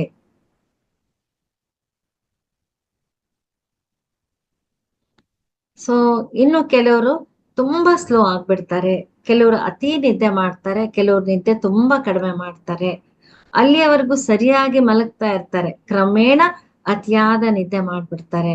ಮತ್ತೆ ಕೆಲವರು ನಾರ್ಮಲ್ ಆಗಿ ನಿದ್ದೆ ಮಾಡೋರು ರಾತ್ರಿ 1 ಗಂಟೆ 2 ಗಂಟೆ ಆದ್ರೂ ನಿದ್ದೆ ಬರೋದಿಲ್ಲ. ಫಿಸಿಕಲ್ ಆಗಿ ತುಂಬಾ ಶಕ್ತಿಯನ್ನ ಕಳ್ಕೊಳ್ತಾರೆ. ಹಸಿವಿನ ಮೇಲೆ ಕೂಡ ಡಿಪ್ರೆಷನ್ ಪ್ರಭಾವ ಇರುತ್ತೆ. ಹೆಚ್ಚು ತಿಂತಾರೆ, ಇಲ್ಲ ಕಡಿಮೆ ತಿಂತಾರೆ. ಬಾಡಿ ಪೇನ್ ಕೂಡ ತುಂಬಾ ಇರುತ್ತೆ. ಸೊ ಇದೆಲ್ಲ ಡಿಪ್ರೆಷನ್ ಆದವರ ಲಕ್ಷಣಗಳು. ಹಾಗಾದ್ರೆ ಇದನ್ನ ಹೇಗೆ ನಾವು ಇದರಿಂದ ಹೊರಗಡೆ ಬರ್ಬೇಕು ಅನ್ನೋದನ್ನ ತಿಳ್ಕೊಳ್ಳೋಣ. ಫ್ರೆಂಡ್ಸ್, ಈಗ ಡಿಪ್ರೆಷನ್ ಅನ್ನು ಹೇಗೆ ಓವರ್ಕಮ್ ಮಾಡ್ಬೇಕು ಅನ್ನೋದನ್ನ ನಾವು ತಿಳ್ಕೊಳ್ಳೋಣ. ಆಕ್ಚುಲಿ ನಾವು ಸ್ಟ್ರೆಸ್ ಆದಾಗ ನಮ್ಮ ಮೂಲಾಧಾರ ಚಕ್ರದಲ್ಲಿ ಕಾರ್ಟಿಸೋಲ್ ಅನ್ನೋದು ರಿಲೀಸ್ ಆಗುತ್ತೆ. ಮನೆಗೆ ಯಾರೋ ಗೆಸ್ಟ್ ಬರ್ತಾರೆ ಅಂತ ಇಟ್ಕೊಳ್ಳಿ, ಅವ್ರಿಗೆ ಯಾವ ತರ ಅಡ್ಗೆ ಮಾಡ್ಬೇಕು, ಮನೆ ಕ್ಲೀನ್ ಆಗಿ ಇಟ್ಕೋಬೇಕು, ಸೊ ಅವರನ್ನ ಹೇಗ್ ರಿಸೀವ್ ಮಾಡ್ಬೇಕು, ಇದೆಲ್ಲ ನಾವು ಯೋಚನೆ ಮಾಡಿದಾಗ ಸ್ವಲ್ಪ ಸ್ಟ್ರೆಸ್ ಆಗುತ್ತೆ, ಕಾರ್ಟಿಸೋಲ್ ರಿಲೀಸ್ ಆಗುತ್ತೆ. ಆದ್ರೆ ಎಲ್ಲ ಸೆಟ್ರೇಟ್ ಆದ್ಮೇಲೆ, ನಾವು ರಿಲ್ಯಾಕ್ಸ್ ಆದ್ಮೇಲೆ ಆ ಹಾರ್ಮೋನ್ ರಿಲೀಸ್ ಆಗೋದು ಸ್ಟಾಪ್ ಆಗುತ್ತೆ. ಆದ್ರೆ ಇದು ಸಹಜ. ಕಾರ್ಟಿಸೋಲ್ ಹಾರ್ಮೋನ್ ರಿಲೀಸ್ ಆಗೋದ್ರಿಂದ ಮನುಷ್ಯ ಸ್ಟ್ರೆಸ್ ಫೀಲ್ ಆದ್ರೆ ಅದು ರಿವರ್ಸ್. ಈ ಕಾರ್ಟಿಸೋಲ್ ಯಾಕೆ ರಿಲೀಸ್ ಆಗತ್ತೆ ಅಂದ್ರೆ, ನಿಮ್ಮ ಬ್ರೈನ್ ನಲ್ಲಿ ಆಲೋಚನೆಗಳನ್ನ ಹೊತ್ಕೊಂಡು ತಿರುಗ್ತಾ ಇದ್ದೀರಾ, ಆ ಸ್ಟ್ರೆಸ್ ಫೀಲ್ ಆಗ್ತಾ ಇದ್ದೀರಾ. ನೀವು ಸ್ಟ್ರೆಸ್ ಫೀಲ್ ಆಗೋದ್ರಿಂದ, ಸ್ಟ್ರೆಸ್ಗೆ ಸಂಬಂಧಪಟ್ಟ ಆಲೋಚನೆಗಳನ್ನ ಇಟ್ಕೊಂಡು ತಿರುಗೋದ್ರಿಂದ ಒಂದು ಘಟನೆ ನಿಮಗೆ ಎದುರಾದಾಗ ಕಾರ್ಟಿಸೋಲ್ ರಿಲೀಸ್ ಆಗತ್ತೆ. ನೀವು ಸ್ಟ್ರೆಸ್ ಫೀಲ್ ಆಗ್ತೀರಾ, ಕಾರ್ಟಿಸೋಲ್ ಸ್ಟ್ರೆಸ್ ಹಾರ್ಮೋನ್ ಆಗಿರೋದ್ರಿಂದ ಬ್ರೈನ್ ನಲ್ಲಿರುವ ಸೆರೋಟೆನಿನ್ ಅನ್ನುವ ಹಾರ್ಮೋನ್ ಕಡಿಮೆ ಉತ್ಪತ್ತಿ ಆಗುವ ಹಾಗೆ ಮಾಡುತ್ತೆ. ನೋಡಿ, ಒಂದಕ್ಕೊಂದು ಹೇಗೆ ಕನೆಕ್ಷನ್ ಇದೆ. ನಾವು ಕಾರ್ಟಿಸೋಲ್ ಅನ್ನ ಕಂಟ್ರೋಲ್ ನಲ್ಲಿ ಇಟ್ಕೋಬೇಕು ಫ್ರೆಂಡ್ಸ್. ಸೊ ಈ ಡಿಪ್ರೆಷನ್ ಇಂದ ಹೇಗೆ ರಿಕವರ್ ಆಗ್ಬೇಕು ಅಂದ್ರೆ, ನಿಮ್ಮ ಆಲೋಚನಾ ವಿಧಾನದಲ್ಲಿ ಬದಲಾವಣೆ ತಂದ್ಕೋಬೇಕು. Adjustment with your life. ನೋಡಿ ಫ್ರೆಂಡ್ಸ್, ನಮ್ಗೆ ಲೈಫಲ್ಲಿ ಎಷ್ಟೋ ಆಸೆಗಳಿರುತ್ತೆ. ಕೆಲವು ನೆರವೇರುತ್ತೆ, ಕೆಲವು ಹಾಗೆ ಉಳ್ಕೊಂಡ್ಬಿಡುತ್ತೆ. ಆ ನೆರವೇರದ ಅಂದ್ರೆ ಯಾವುದು ನಮ್ಗೆ ಆಗಿಲ್ಲ, ಆ ಕೋರಿಕೆಗಳನ್ನೆಲ್ಲ ನಾವು ಸಪ್ರೆಸ್ ಮಾಡ್ಬಿಡ್ತೀವಿ. ಹೀಗೆ ಸಪ್ರೆಸ್ ಮಾಡಿದ ಕೋರಿಕೆಗಳು ಸಬ್ ಕಾನ್ಶಿಯಸ್ ಮೈಂಡ್ಗೆ ಹೋಗಿ ಡಿಪ್ರೆಷನ್ ಬರೋದಕ್ಕೆ ಕಾರಣ ಆಗತ್ತೆ. ಆದ್ರಿಂದ ಇಲ್ಲಿ ಅಡ್ಜಸ್ಟ್ಮೆಂಟ್ ವಿತ್ ಯುವರ್ ಲೈಫ್ ಅಂದ್ರೆ, ನಿಮಗೆ ಲೈಫ್ ನಲ್ಲಿ ಏನಿದೆಯೋ ಅದರ ಜೊತೆ ಸಂತೃಪ್ತಿಯನ್ನ ಹೊಂದಿ. ಸಂತೃಪ್ತಿ ಎನ್ನುವುದು ಡಿಪ್ರೆಷನ್ಗೆ ದೊಡ್ಡ ರಾಮಬಾಣ ಫ್ರೆಂಡ್ಸ್. ನಿಮ್ಮ ಜೀವನವನ್ನ ಹೇಗೆ ಇದೆಯೋ ಹಾಗೇ ಸ್ವೀಕರಿಸಿ ಸಂತೃಪ್ತಿಯಿಂದ ಇರುವುದನ್ನ ಕಲ್ತ್ಕೊಳ್ಳಿ. ನೋಡಿ, ನಮ್ಮ ಗುರುಗಳು ಯಾವಾಗ್ಲೂ ಹೇಳ್ತಿರ್ತಾರೆ ಅಕ್ಸೆಪ್ಟೆನ್ಸ್ ಅಕ್ಸೆಪ್ಟೆನ್ಸ್ ಅಂತ. Acceptance is very important. Expectation ಬೇಡ, ಅಕ್ಸೆಪ್ಟೆನ್ಸ್ ಅನ್ನ ನೀವು ಕಲೀರಿ. ಫಸ್ಟ್ ಹೇಗಿದೆಯೋ ಹಾಗೆ ಅಕ್ಸೆಪ್ಟ್ ಮಾಡಿ, ನಂತರ ಜೀವನವನ್ನ ನಿಮಗೆ ಹೇಗ್ ಬೇಕೋ ಹಾಗೆ ಬದಲಾಯಿಸ್ಕೋಬಹುದು. ಬೇರೆಯವರಿಗೆ ಕಂಪೇರ್ ಮಾಡ್ಕೋಬೇಡಿ. ನಿಮ್ಮ ಫೈನಾನ್ಷಿಯಲ್ ಕಂಡೀಷನ್ ಇರ್ಬೋದು, ನಿಮ್ಮ ಬ್ಯೂಟಿ ಇರ್ಬೋದು, ನಿಮ್ಮ ವೀಕ್ನೆಸ್ ಇರ್ಬೋದು, ನಿಮ್ಮ ಗಂಡ ಮಕ್ಕಳು ಇವರೆಲ್ಲ ಹೇಗೆ ಇರ್ಲಿ, ಮೊದಲು ಅವರನ್ನ ಅಕ್ಸೆಪ್ಟ್ ಮಾಡಿ, ಸಂತೃಪ್ತಿಯಿಂದ ಇರಿ. ನೋಡಿ ಫ್ರೆಂಡ್ಸ್, ನಮ್ಮ ಹಿರಿಯರು ಪಾಲಿಗೆ ಬಂದಿದ್ದು ಪಂಚಾಮೃತ ಅಂತ ಹೇಳ್ತಾ ಇದ್ರು. ಅದೇನು ಅಂದ್ರೆ ನಥಿಂಗ್ ಬಟ್ ಅಕ್ಸೆಪ್ಟೆನ್ಸ್. ಇದು ಸುಲಭ ಅಲ್ಲ, ಆದ್ರೆ ಪ್ರಾಕ್ಟೀಸ್ ಮಾಡಿದ್ರೆ ಕಷ್ಟ ಇಲ್ಲ.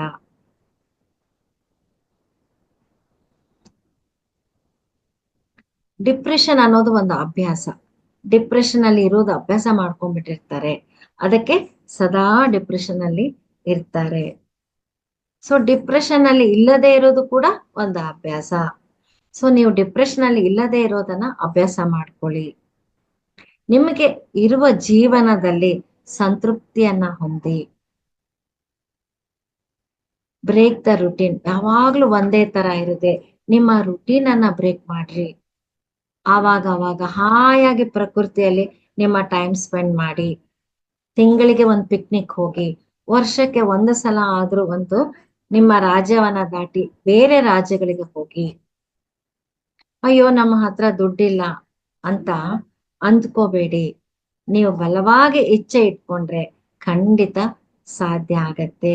ಲಾ ಆಫ್ ಅಟ್ರಾಕ್ಷನ್ ಅನ್ನೋದು ನಾವು ಎಷ್ಟೋ ಆನ್ಲೈನ್ ಕ್ಲಾಸ್ಗಳಲ್ಲಿ ಕೇಳಿದೀವಿ. ನಾವು ಏನು ಅಟ್ರಾಕ್ಟ್ ಮಾಡ್ತೀವೋ ಅದು ನಮ್ಗೆ ಸಿಗತ್ತೆ. ಸೊ ಎಲ್ಲವನ್ನ ಅಭ್ಯಾಸ ಮಾಡ್ಕೊಳ್ಳಿ. Break the routine. ಹೊಸ ಬಟ್ಟೆ ಹಾಕೊಳ್ಳಿ, ಹೊಸ ಹೊಸ ಅಡಿಗೆಗಳನ್ನ ಟ್ರೈ ಮಾಡಿ, ಹೊಸ ತರದ ಬಟ್ಟೆ ಹಾಕಿ ಹೇರ್ ಸ್ಟೈಲ್ ಮಾಡ್ಕೊಳ್ಳಿ. ಯಾವಾಗ್ಲೂ ಒಂದೇ ತರ ಇರ್ಬೇಡಿ. ಬ್ರೇಕ್ ದ ರುಟೀನ್ ಅಂತ ಪತ್ರಿಜಿ ಅವರು ಕೂಡ ಯಾವಾಗ್ಲೂ ಹೇಳ್ತಾ ಇದ್ರು. ಒಂದು ತರಕಾರಿಯನ್ನ ವೆರೈಟಿ ಆಗಿ ಅಡಿಗೆ ಮಾಡ್ಕೊಳ್ಳಿ. ಮತ್ತೆ ಕೆಲವ್ರು ಹೇಳ್ತಾ ಇದ್ರು, ಮನೆಯಲ್ಲಿ ಫರ್ನಿಚರ್ ಜೋಡಿಸಿದ್ರೆ ಒಂದು ತಿಂಗಳು ಬಿಟ್ಟು ಅದನ್ನು ಬೇರೆ ತರ ಜೋಡಿಸಿ ಇಟ್ಕೊಳ್ಳಿ.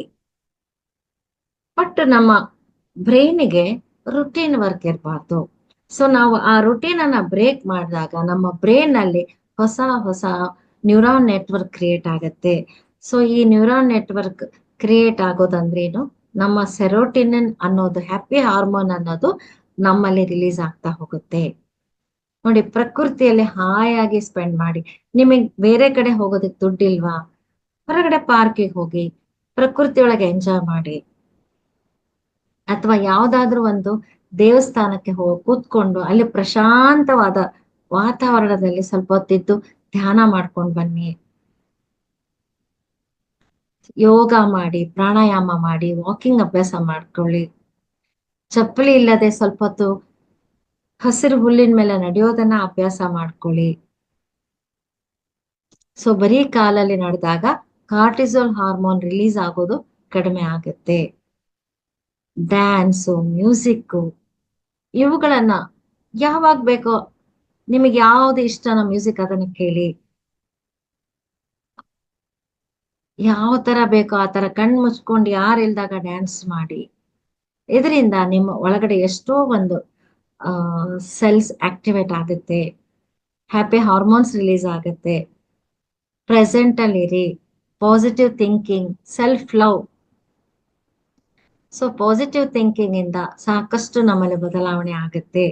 ಸೊ ನೆಗೆಟಿವ್ ಥಿಂಕಿಂಗ್ ಅನ್ನ ಬಿಟ್ಟು ಪಾಸಿಟಿವ್ ಆಗಿ ಥಿಂಕ್ ಮಾಡೋದು ನಾವು ಕಲಿಬೇಕು. ಸೆಲ್ಫ್ ಲವ್, ಆಹಾರ ಪದ್ಧತಿ ಒಳಗಡೆ ಬದಲಾವಣೆ ತಗೊಂಡ್ ಬರ್ಬೇಕು. ಸೆಲ್ಫ್ ಲವ್ ಅಂತೂ ತುಂಬಾ ತುಂಬಾ ಈ ಡಿಪ್ರೆಷನ್ ರಿಲೀಸ್ ಆಗೋದಕ್ಕೆ, ಕಡಿಮೆ ಆಗೋದಕ್ಕೆ ನಮ್ಗೆ ಹೆಲ್ಪ್ ಮಾಡುತ್ತೆ. ನಮ್ಮನ್ನ ನಾವು ಪ್ರೀತಿಸೋದಂದ್ರೇನು? ನಮ್ಮ ಆತ್ಮವನ್ನ ನಾವು ಪ್ರೀತಿಸೋದು. That is nothing but meditation. Be with yourself. So ಆಹಾರ ಪದ್ಧತಿಯಲ್ಲಿ ಬದಲಾವಣೆ ಅಂದ್ರೆ ಎಲ್ಲ ಒಳ್ಳೊಳ್ಳೆ ಅದರಲ್ಲಿ ಒಳ್ಳೆ ನ್ಯೂಟ್ರಿಯೆಂಟ್ಸ್ ಇರೋ ಆಹಾರವನ್ನ ತಗೊಳ್ಳಿ. ಸಮುದ್ರದ ದಂಡೆ ಮೇಲೆ ಹಾಯಾಗಿ ಮರಳಿನ ಮೇಲೆ ನಡೀರಿ. ನೀರು ಎಲ್ಲಿರುತ್ತೋ ಅಲ್ಲಿ ಹೆಚ್ಚು ಸಮಯ ಸ್ಪೆಂಡ್ ಮಾಡಿ. ಸೊ ನೀರಿಗೆ ಹೆಚ್ಚು ಹೆಚ್ಚು ಅಬ್ಸರ್ವ್ ಮಾಡೋ ಗುಣ ಇದೆ. ಸೊ ಕಾಲಲ್ಲಿ ನೀರಿಟ್ಕೊಂಡು ನನ್ನಲ್ಲಿ ನಡೀತಾ ಇರೋ ಏನೇ ಒಂದು ನೆಗೆಟಿವ್ ಎಮೋಷನ್ ಇರ್ಬೋದು, ನೆಗೆಟಿವ್ ಭಾವನೆಗಳು ಅದೆಲ್ಲ ಹೊರಟೋಗ್ತಾ ಇದೆ ಅಂತ ನೀವು ಹೇಳ್ಕೊಂಡಾಗ ಖಂಡಿತವಾಗಿ ಆ ನೀರು ನಿಮ್ಮಲ್ಲಿರುವುದನ್ನೆಲ್ಲ ತಗೊಂಡು ಹೋಗುತ್ತೆ. ಗಿಡಗಳನ್ನ ತಪ್ಕೊಂಡು ಮೆಡಿಟೇಟ್ ಮಾಡಿ. ಅಥವಾ ನಿಮ್ಗೆ ಪೆಟ್ ಅನಿಮಲ್ಸ್ ಇಷ್ಟ ಅಂದ್ರೆ ನಾಯಿ, ಬೆಕ್ಕು ಬೆಳೆಸಿ ಅವುಗಳ ಜೊತೆ ಸ್ಪೆಂಡ್ ಮಾಡಿ.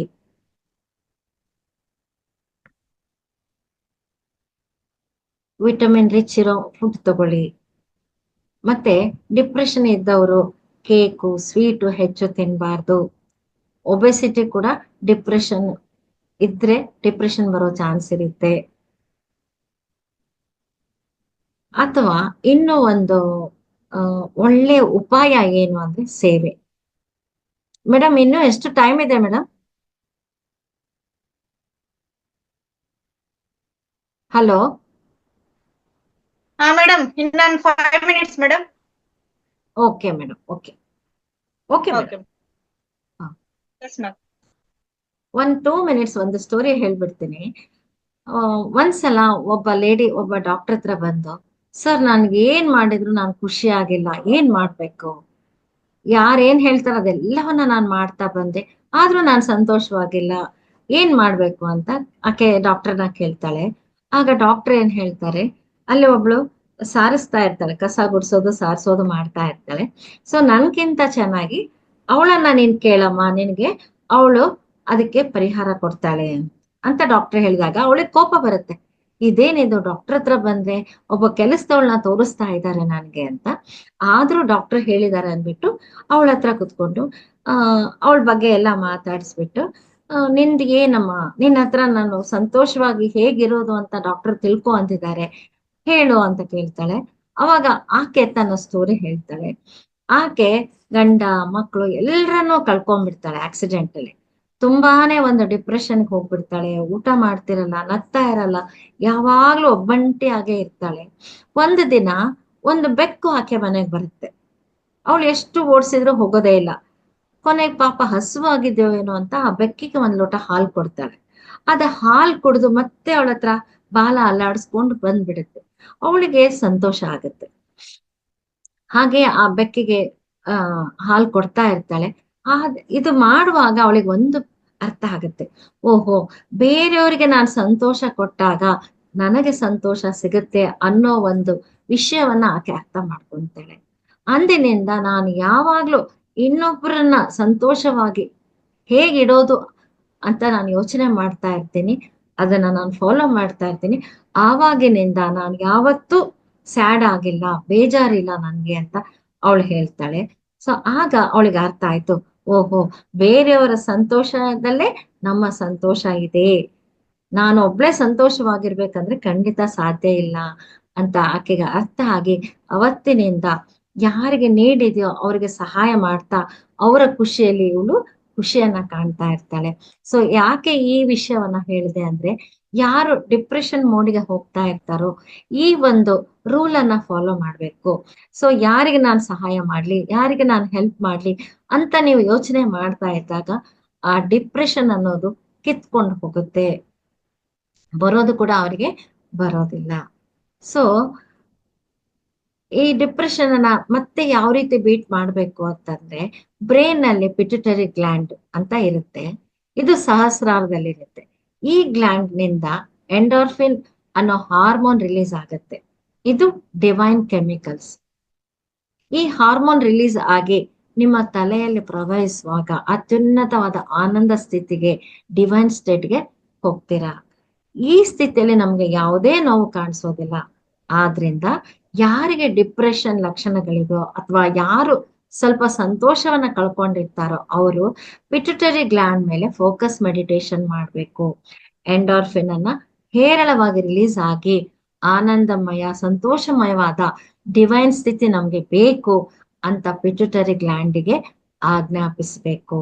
ಹಾಗೆ ಹಿಪ್ಪೋ ಕ್ಯಾಂಪಸ್ ಅಂತ ಪಿಟ್ಯುಟರಿ ಗ್ಲ್ಯಾಂಡ್ ಕೆಳಗಡೆ ಇರುತ್ತೆ.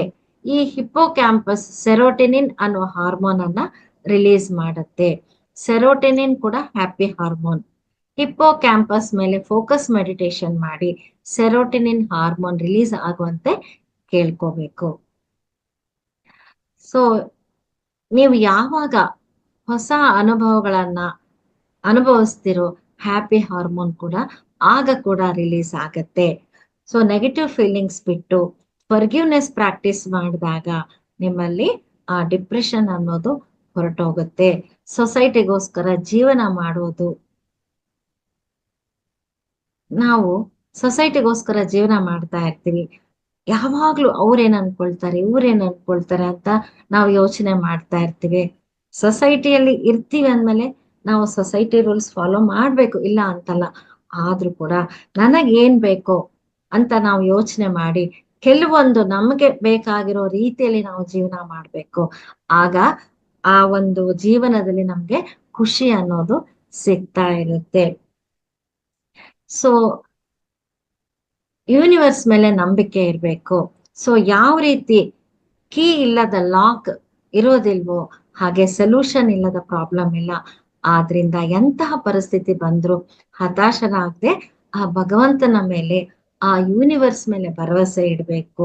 ಸೊ ಇದೆಲ್ಲವೂ ಅರ್ಥ ಆಗ್ಬೇಕು ಅಂದ್ರೆ ನಾವು ಈ ಒಂದು ಧ್ಯಾನದ ಜೀವನಕ್ಕೆ ಕಾಲಿಡ್ಬೇಕು, ಸತ್ಸಂಗಗಳನ್ನ ಕೇಳ್ತಾ ಇರ್ಬೇಕು, ಹಾಗೆ ಆ ಯೂನಿವರ್ಸ್ನ ಎನರ್ಜಿಯನ್ನ ನಾವು ನಂಬಬೇಕು. ಇವೆಲ್ಲವನ್ನ ಮಾಡಿದಾಗ ಆ ಡಿಪ್ರೆಷನ್ ಅನ್ನೋದು ನಮ್ಮ ಹತ್ರ ಬರೋದಿಲ್ಲ. ಬಂದ್ರೂ ಕೂಡ ಎಲ್ಲ ಪ್ರಿಕಾಷನ್ಸ್ ತಗೊಂಡಾಗ ಆ ಸ್ಥಿತಿಯಿಂದ ನಾವು ಬೇಗ ಹೊರಗಡೆ ಬರ್ಬೋದು. ಸೊ ಈ ಒಂದು ವಿಷಯವನ್ನ ಹೇಳೋದಕ್ಕೆ ಅವಕಾಶ ಮಾಡಿಕೊಟ್ಟ ಮಹಾವತಾರ್ ಫೌಂಡೇಶನ್ ಪ್ರತಿ ಒಬ್ಬರಿಗೂ ನಾನು ಧನ್ಯವಾದಗಳನ್ನ ತಿಳಿಸ್ತೇನೆ. Thank you, thank you, thank you. ತುಂಬಾ ಧನ್ಯವಾದಗಳು ಮೇಡಮ್. ನೀವಿವತ್ತು ಡಿಪ್ರೆಷನ್ ಅನ್ನೋ ಪದ ನಾವು ಕೇಳಿರ್ತೀವಿ, ಅದ್ರ ಬಗ್ಗೆನೂ ತಿಳ್ಕೊಂಡಿರ್ತೀವಿ. ನೀವಿವತ್ತು ಈ ಡಿಪ್ರೆಷನ್ ಅಂತ ಅಂದ್ರೆ ಅದರಿಂದ ಹೊರಗಡೆ ಬರೋದು ಹೇಗೆ ಅನ್ನೋದ್ರ ಜೊತೆಗೆ ಮತ್ತೆ ಪಾಸಿಟಿವ್ ಥಿಂಕಿಂಗ್ ಇರ್ಬೇಕು, ಸೆಲ್ಫ್ ಲವ್ ಬೆಳೆಸ್ಕೋಬೇಕು, ಹಾಗೆ ನಾವು ತೆಗೆದುಕೊಳ್ಳುವಂತಹ ಊಟ ಅಂತ ಹೇಳಿ ಕೊನೆಯದಾಗಿ ಒಂದು ಸ್ಟೋರಿ ಮೂಲಕ ನಮ್ಗೆ ಕೊನೆಯದಾಗಿ ಹೇಳಿದೀರಾ. ತುಂಬು ಹೃದಯದ ಧನ್ಯವಾದಗಳು ಮೇಡಮ್ ನಿಮ್ಗೆ. ಕೊನೆಯವರೆಗೂ ಮಾಸ್ಟರ್ಸ್ ಎಲ್ರೂ ಕೂಡ ನಿಮ್ಮ ಒಂದು ಜ್ಞಾನವನ್ನು ಕೇಳೋದಕ್ಕೆ ಇಲ್ಲಿ ಹಾಜರಿದ್ದಾರೆ. ಎಲ್ರಿಗೂ ಧನ್ಯವಾದಗಳನ್ನ ಹೇಳ್ತಾ, ಓಕೆ ಮೇಡಮ್, ಪ್ರಶ್ನೋತ್ತರ ಒಂದ 5 ರಿಂದ 10 ನಿಮಿಷ ತಗೊಳ್ಳಲ್ಲ ಮೇಡಮ್. Okay okay madam. ನೋಡೋದ್ರಲ್ಲ ಮಾಸ್ಟರ್ಸ್, ವಿಶಾಲಾಕ್ಷಿ ಅಕಲವಾಡಿ ಮೇಡಮ್, ನಮ್ಮೆಲ್ಲರ ಅಚ್ಚುಮೆಚ್ಚಿನ ಮೇಡಮ್ ಇವರು. 365 ಡೇಸ್ ಬೆಳಗ್ಗೆ ಕ್ಲಾಸ್ ಅಲ್ಲೂ ಇವ್ರು ಕೊಡ್ತಾ ಇರ್ತಾರೆ, ಹಾಗೆ ಮಧ್ಯಾಹ್ನದ ತರಗತಿಯಲ್ಲೂ ಬಂದು ನಮ್ಗೆ ಜ್ಞಾನ ಹಂಚಿಕೆ ಮಾಡಿದ್ದಾರೆ. ನಾವೆಲ್ಲರೂ ಕೂಡ ಇವ್ರಿಗೆ ಕೃತಜ್ಞತೆಗಳನ್ನು ಸಲ್ಲಿಸುತ್ತಾ ಹ್ಯಾಂಡ್ ರೈಸ್ ಮಾಡಿ ಮಾಸ್ಟರ್ಸ್. ಯಾವ್ದಾದ್ರು ಪ್ರಶ್ನೆ ಅಥವಾ ಅನಿಸಿಕೆ ಅಭಿಪ್ರಾಯಗಳಿದ್ದಲ್ಲಿ ನಾವು ತಗೊಳ್ತೀವಿ. Yes madam masters. ಒಂದು ಅನೌನ್ಸ್ಮೆಂಟ್ ಹೇಳ್ಬೋದಾ? ಹೇಳಿ ಮೇಡಮ್, ಹೇಳಿ ಮೇಡಮ್. ಏನಿಲ್ಲ, May 12th ಬುದ್ಧ ಪೂರ್ಣಿಮಾ ಬೆಂಗಳೂರಲ್ಲಿ ಪಿರಮಿಡ್ ವ್ಯಾಲಿಯಲ್ಲಿ 3 days ಬುದ್ಧ ಪೂರ್ಣಿಮಾ ಉತ್ಸವಗಳಿರುತ್ತೆ. ಆದ್ರೆ ಮೊದಲನೇ ಸಲ ಹುಬ್ಬಳ್ಳಿಯಲ್ಲಿ ಒಂದು ದಿನದ ಬುದ್ಧ ಪೂರ್ಣಿಮಾವನ್ನ ಆಚರಿಸ್ತಾ ಇದ್ದೀವಿ. ಬೆಳಗ್ಗೆ 5ರಿಂದ ಸಂಜೆ 5ರವರೆಗೆ, May 12. ಸೊ ಅದನ್ನ ಫ್ಲೈಯರ್ ಅನ್ನ ಗ್ರೂಪಿಗೆ ಹಾಕ್ತೀನಿ, ನೀವು ಶೇರ್ ಮಾಡಿ. ಸೊ ದೂರದಿಂದ ಬರೋರಿಗೆ ಸಂಜೆ ಉಳಿದುಕೊಳ್ಳೋ ವ್ಯವಸ್ಥೆ ಇದೆ, ಅಂದ್ರೆ 11th ನೈಟ್ ವ್ಯವಸ್ಥೆ ಇದೆ. ಹಾಗೆ ಬೆಳಗ್ಗೆ 5ರಿಂದ ಸಂಜೆ 5ರವರೆಗೆ 3 ಗಂಟೆಗಳ ಕಾಲ ಧ್ಯಾನ, ನಂತರ ಮಾಸ್ಟರ್ಸ್ ಜ್ಞಾನ ಸಂದೇಶ, ಕಲ್ಚರಲ್ ಪ್ರೋಗ್ರಾಮ್ಸ್ ಎಲ್ಲ ಇರುತ್ತೆ. ಯಾರು ಬೆಂಗಳೂರಿಗೆ ಹೋಗಕ್ಕೆ ಸಾಧ್ಯ ಆಗ್ತಾ ಇಲ್ಲ, ಅಥವಾ ನನಗೆ 3 ದಿನ ರಜೆ ಇಲ್ಲಪ್ಪ, ಒಂದೇ ದಿನ ನಾನು ಬುದ್ಧ ಪೂರ್ಣಿಮಾ ದಲ್ಲಿ ಪಾಲ್ಗೊಳ್ಬೇಕು ಅಂತ ಇಚ್ಛೆ ಇರೋರು, ಹುಬ್ಳಿಗೆ ಹತ್ರ ಇರೋರು ಈ ಒಂದು ಉತ್ಸವದಲ್ಲಿ ಪಾಲ್ಗೊಳ್ಳೋದಕ್ಕೆ ಅವಕಾಶ ಇದೆ. ಹಾಗೆ ಆ ದಿನ ಆ ಒಂದು ಬುದ್ಧ ಪೂರ್ಣಿಮೆಯ ಒಂದು ಎನರ್ಜಿಯನ್ನ ರಿಸೀವ್ ಮಾಡಿಕೊಂಡು ಕೃತಾರ್ಥರಾಗ್ಬೇಕು ಅಂತ ನಾನು ಕೇಳ್ಕೊತೇನೆ. Okay madam, thank you madam. ನೀವು ಕಳಿಸಿ ಮೇಡಮ್ ಗ್ರೂಪ್ ಶೇರ್. ಕಳಿಸ್ತೀನಿ ಮೇಡಮ್. ಓಕೆ, ಸರ್ಗೆ ಕಳಿಸ್ಲಾ ಮೆಸೇಜ್? ಪರವಾಗಿಲ್ಲ, ನೀವ್ ಹೇಗಾದ್ರೂ ಸರಿನೇ. Okay madam. Okay ma'am. ಮೊದಲನೇದಾಗಿ ಮಾಸ್ಟರ್ಸ್, ಯಾರೆಲ್ಲ ನೀವು ಅಭಿಪ್ರಾಯ ಕ್ವಶನ್ ಮೇಡಮ್ ಇದ್ದಾರೆ ಅವ್ರ ಜೊತೆ ಮಾತನಾಡ್ಬೋದು, ಹ್ಯಾಂಡ್ ರೈಸ್ ಮಾಡಿ. ಮೊದಲನೇದಾಗಿ ಶಿವರತ್ನ ಎಸ್ ಸರ್, ಮಾತಾಡಿ. ನಮಸ್ತೆ ಮೇಡಮ್. ನಮಸ್ತೆ ಮೇಡಮ್. ನಮಸ್ತೆ ಮೇಡಮ್, ಹೇಳಿ ಹೇಳಿ. ವಾಯ್ಸ್ ಲೋ ಇದೆ ಮೇಡಮ್, ವಾಯ್ಸ್ ತುಂಬಾ ಲೋ ಬರ್ತಾ ಇದೆ.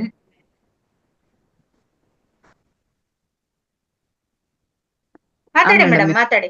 ಇವಾಗ ಕೇಳಿಸ್ತಾ ಇದೆ ಮೇಡಮ್? ಹಾ, ಕೇಳಿಸ್ತಾ ಇದೆ. ಹೌದು, ನಂಗೆ 3 ದಿವಸದಿಂದ ಹುಷಾರಿಲ್ಲ. ನಾನು ಏನ್ ಹೇಳ್ಕೊಂತ ಇದ್ದೆ ಅಂದ್ರೆ, ನಿಜವಾಗ್ಲೂ ನನ್ ಮಗ ನೋಡು ಮಾತಾಡ್ಸಿಲ್ಲ, ಬರ್ಲಿಲ್ಲ, ನಮ್ಮ ಮನೆಯವ್ರ ನನ್ನನ್ನ ನೋಡಲ್ಲ ಅಂತೇಳಿ ಎಷ್ಟು ನಿನ್ನೆಯಿಂದ ಫೀಲ್ ಮಾಡ್ತಾ ಇದ್ದೆ ಅಂತ ಅಂದ್ರೆ ತುಂಬಾನೇ ಫೀಲ್ ಮಾಡ್ತಾ ಇದ್ದೆ. ಇವತ್ತು ಹೌದು, ಅವ್ರದ್ದು ತಪ್ಪಲ್ಲ, ಅವ್ರದ್ದು ಕೆಲ್ಸಗಳ ಅವ್ರಿಗಿರುತ್ತೆ. ಇವತ್ ನೀವ್ ಹೇಳ್ತಾ ನನ್ಗನ್ನಿಸ್ತು, ಅವ್ರ ಕೆಲ್ಸಗಳ ಅವ್ರಿಗಿರುತ್ತೆ, ನನ್ ಕೆಲ್ಸ ನಾನ್ ಮಾಡ್ಬೇಕು. ನಾನೇನು ರೆಡಿ ಆಗ್ಬೇಕು, ಯಾವ ರೀತಿ ನಾನು ನನ್ನ ಖಿನ್ನತೆಗೆ ಹೋಗಿದ್ದೆ ಮೇಡಮ್. ನಾನ್ ನಿನ್ನೆಯಿಂದಾನು ಖಿನ್ನತೆನಲ್ಲೇ ಇದ್ದೆ. ನಿಜವಾಗ್ಲೂ ಇದು ನನ್ಗೆ ಇವತ್ತು ಭಗವಂತ ಕೊಟ್ಟಿದ್ದಾನೆ ಈ ಒಂದು ವೇದಿಕೆ ಅನ್ಸುತ್ತೆ. ನಿಜವಾಗ್ಲೂ ನಾನು ಅರ್ಥ ಆಯ್ತು, ಹೌದು ನನ್ನ ಒಂದು ಸಮಸ್ಯೆ ನಾನೇ ಬಗೆಹರಿಸ್ಕೋಬೇಕು ಅನ್ನೋದು ಇವತ್ತು ನಿಜವಾಗ್ಲೂ ಅರ್ಥ ಆಯ್ತು. ತುಂಬಾ ಥ್ಯಾಂಕ್ಸ್ ಮೇಡಮ್. ನಿಜವಾಗ್ಲೂ ನಮ್ಮಂತ ಒಂದು ಏಜ್ ಆದವ್ರಿಗೆಲ್ಲ ಒಳ್ಳೆ ವೇದಿಕೆ ದೊರಕಿಸಿದ್ದಾರೆ ಮಹಾತಾರ್ ಫೌಂಡೇಶನ್. ನಿಜವಾಗ್ಲೂ ಒಂಥರ ನಮ್ಗೆ ಎಷ್ಟು ಖುಷಿ ಆಗ್ತಾ ಇದೆ ಅಂದ್ರೆ ತುಂಬಾನೇ ಉಪಯೋಗ ಆಗ್ತಿದೆ ಮೇಡಮ್. ನಿಮ್ಮಂತವ್ರಗಳಿಂದ ನಮ್ಮ ಒಂದೊಂದು ಕ್ವಶನ್ಗೂ ಒಂದೊಂದು ಆನ್ಸರ್ ಸಿಕ್ಕಿ ಒಳ್ಳೆ ಜೀವನ ನಡ್ಸೋದಿಕ್ಕೆ ನಮ್ಗೆ ಒಂದು ಅವಕಾಶ ಆಗ್ತಾ ಇದೆ ಮೇಡಮ್. ತುಂಬಾ ಧನ್ಯವಾದ madam. Yes madam. Okay madam, thank you. ನೀವು ಹೆಚ್ಚೆಚ್ಚಿಗೆ ಧ್ಯಾನ ಮಾಡಿ. ನೋಡಿ, ಕಷ್ಟಗಳು ಇಲ್ಲದೆ ಇರುವಂತಹ ಮನುಷ್ಯರೇ ಇಲ್ಲ, ಎಲ್ರಿಗೂ ಇರುತ್ತೆ. ನಾವು ಧ್ಯಾನಕ್ಕೆ ಬಂದಾಗ ನಾವು ಜ್ಞಾನ ತಿಳ್ಕೊಳ್ತೀವಿ. ಪ್ರತಿಯೊಂದನು ನಮ್ಗೆ ಈ ವೇದಿಕೆಯಲ್ಲಿ ನಮ್ಗೆ ಸಿಗ್ತಾ ಇದೆ. ನಾವು ಅದ್ರಲ್ಲಿ ತೊಡಗಿಸ್ಕೊಂಡ್ರೆ ಈ ರೀತಿಯ ಒಂದು ಖಿನ್ನತೆ ಅಂತ ಇವತ್ತೇನ್ ಕೊಟ್ರು ಮೇಡಮ್, ಅದೆಲ್ಲ ಇರೋದಿಲ್ಲ. ಖಂಡಿತವಾಗ್ಲೂ ನಿಮ್ಗೊಂದು ವೇದಿಕೆ ನೀವ್ ಹಂಚ್ಕೊಂಡ್ರಿ. ನೀವು ಧ್ಯಾನ ಹೆಚ್ಚಿಗೆ ಮಾಡಿ madam. Thank you. Madam. Malathi madam. ನಮಸ್ತೆ ಮೇಡಮ್. ನಮಸ್ತೆ ಮೇಡಮ್. ಹಾ, ನಮಸ್ತೆ. Super class. ಎಷ್ಟು ಸಲ ಕೇಳಿದ್ರು ಈ ಕ್ಲಾಸು, ಇವ್ರ ಬಾಯಿಯಿಂದ ಅಲ್ಲ, ಒಟ್ಟ ಎಷ್ಟು ಸಲ ಕೇಳಿದ್ರು ಡಿಪ್ರೆಷನ್. ನಾ ಇವ್ರಿಂದನ ಅರ್ಧ ಡಿಪ್ರೆಷನ್ ಕಳ್ಕೊಂಡ್ಬಿಟ್ಟೇನಿ. ಮೊದ್ಲಿತ್ತು ನನಗೂ ಬಹಳ ಖಿನ್ನತೆ ಇತ್ತು, ಹೆಂಗಪ್ಪ ಜೀವನ ಅನ್ನೋಂಗ. ಈ ಮೇಡಮ್ ಇವ್ರೊಳಗ ನಾವು ಹುಟ್ಟೇವೋ, ನಮ್ ಕಾಲಾಗ ಇವ್ರು ಹುಟ್ಟ್ಯಾರೋ ಗೊತ್ತಿಲ್ಲ. ಖುಷಿ ಇದ್ದೇವೆ, ನಾನು ಒಬ್ಬಳಿಕೆ ಭಾರಿ ಖುಷಿ ಇದ್ದೇವಿ. ಖಿನ್ನತೆಗಳೆಲ್ಲ ಕಡಿಮೆ ಆಗ್ಲಿಕತ್ತಾವ. ಏನಾದ್ರೂ ಇವ್ರ ನೆನ್ಸ್ಕೊಂಡ್ಬಿಡ್ತೇವಿ. ಹಿಂಗ ಹಿಂಗ್ ಮಾಡಿದ್ರೆ ಹಿಂಗ ಆಗ್ತದ, ನನ್ನ ಬಗ್ಗೆ ನಾನ ಇದನ್ ಮಾಡ್ಕೋಬೇಕಲ್ಲ ಅನ್ನೋ ಒಂದು ಇದನ್ ಮಾಡ್ಕೊಂಡಿವಿ. ಕ್ಲಾಸಿಂದ ಎಲ್ಲಾ ಕ್ಲಾಸು ಮಹಾವತಾರ ಫೌಂಡೇಶನ್ ಆತು, ಇದು ಆತು, ಎಲ್ಲಾದ್ರಿಂದ ನಾವು ಇದು ಆಗ್ಲಿಕ್ಕತ್ತೇವೆ, ಖುಷಿಯಿಂದ ಇದ್ದೇವೆ. ಜೀವನ ಅಂದ್ರೆ ಏನು ಅನ್ನೋದು ಖುಷಿಯಿಂದ ಕಳಿಲಿಕ್ಕತ್ತೇವೆ. Thank you madam. Yes madam, ಅವ್ರ ಬೆಳತನಕ ಅಳವಡಿಸ್ಕೊಳ್ಳೋದೇ ಅಲ್ಲ, ಅದ ನೀವು ಬೆಳತನಕ ಹೇಳಿದ್ರು ನಾವು ಕೇಳಿಕ್ತಾ ಇರಿದ್ದೇವೆ. ಅಲ್ಲ, Thank you. ಜ್ಞಾನ ಕೊಡೋರು ಒಂದ್ ಲೆಕ್ಕ, ಆದ್ರೆ ತಗೊಂಡು ಅಳವಡಿಸ್ಕೊಳ್ಳೋದು ತುಂಬಾ ಮುಖ್ಯ ಮೇಡಮ್. ಅದನ್ನ ನೀವು ಅಳವಡಿಸ್ಕೊಂಡಿದ್ದೀರಾ. Thank you madam, thank you. ನೀವು ಸಿಕ್ಕಿರಿ ನಮ್ಗ, ಆ ಕರುಣಾದಿಂದ ನೀವು ಸಿಕ್ಕಿದ್ದಕ್ಕೆ ನಾವು ಅಳವಡಿಸ್ಕೊಂಡು ಇದು ಆಗೇವೆ ಅಂತ ಇದನ್ ಮಾಡ್ಬೇಕು madam. Thank you. Okay madam, thank you. Thank you madam. Malathi madam, ನಿಮ್ ದರ್ಶನನಾದ್ರೂ ನೋಡ್ಬೋದಲ್ಲ. ಬೆಳಿಗ್ಗೆ ನೀವು ಜಾಯ್ನ್ ಆಗ್ತಾ ಇಲ್ಲ, ಇವಾಗ್ಲಾದ್ರೂ ದರ್ಶನ ಕೊಡಿ. ಮಾಲತಿ ಮೇಡಮ್, ಮೇಡಮ್, ಒಂದ್ ಸ್ಕಿಟ್ ಅಲ್ಲಿ ನಮ್ಮ ತಾಯಿ ಪಾತ್ರ ಮಾಡಿದ್ರಿ ಇವ್ರು. ನೋಡಿದೀನಿ ಮೇಡಮ್, ಕಳ್ಸಿದ್ರು. ಇವರೇ ಕಳ್ಸ್ಕೊಟ್ಟಿದ್ರಾ? Yes madam. ಹೌದು. ನಾಗರತ್ನಮ್ಮ ಮೇಡಮ್, ಎಸ್ ಮಾತಾಡಿ.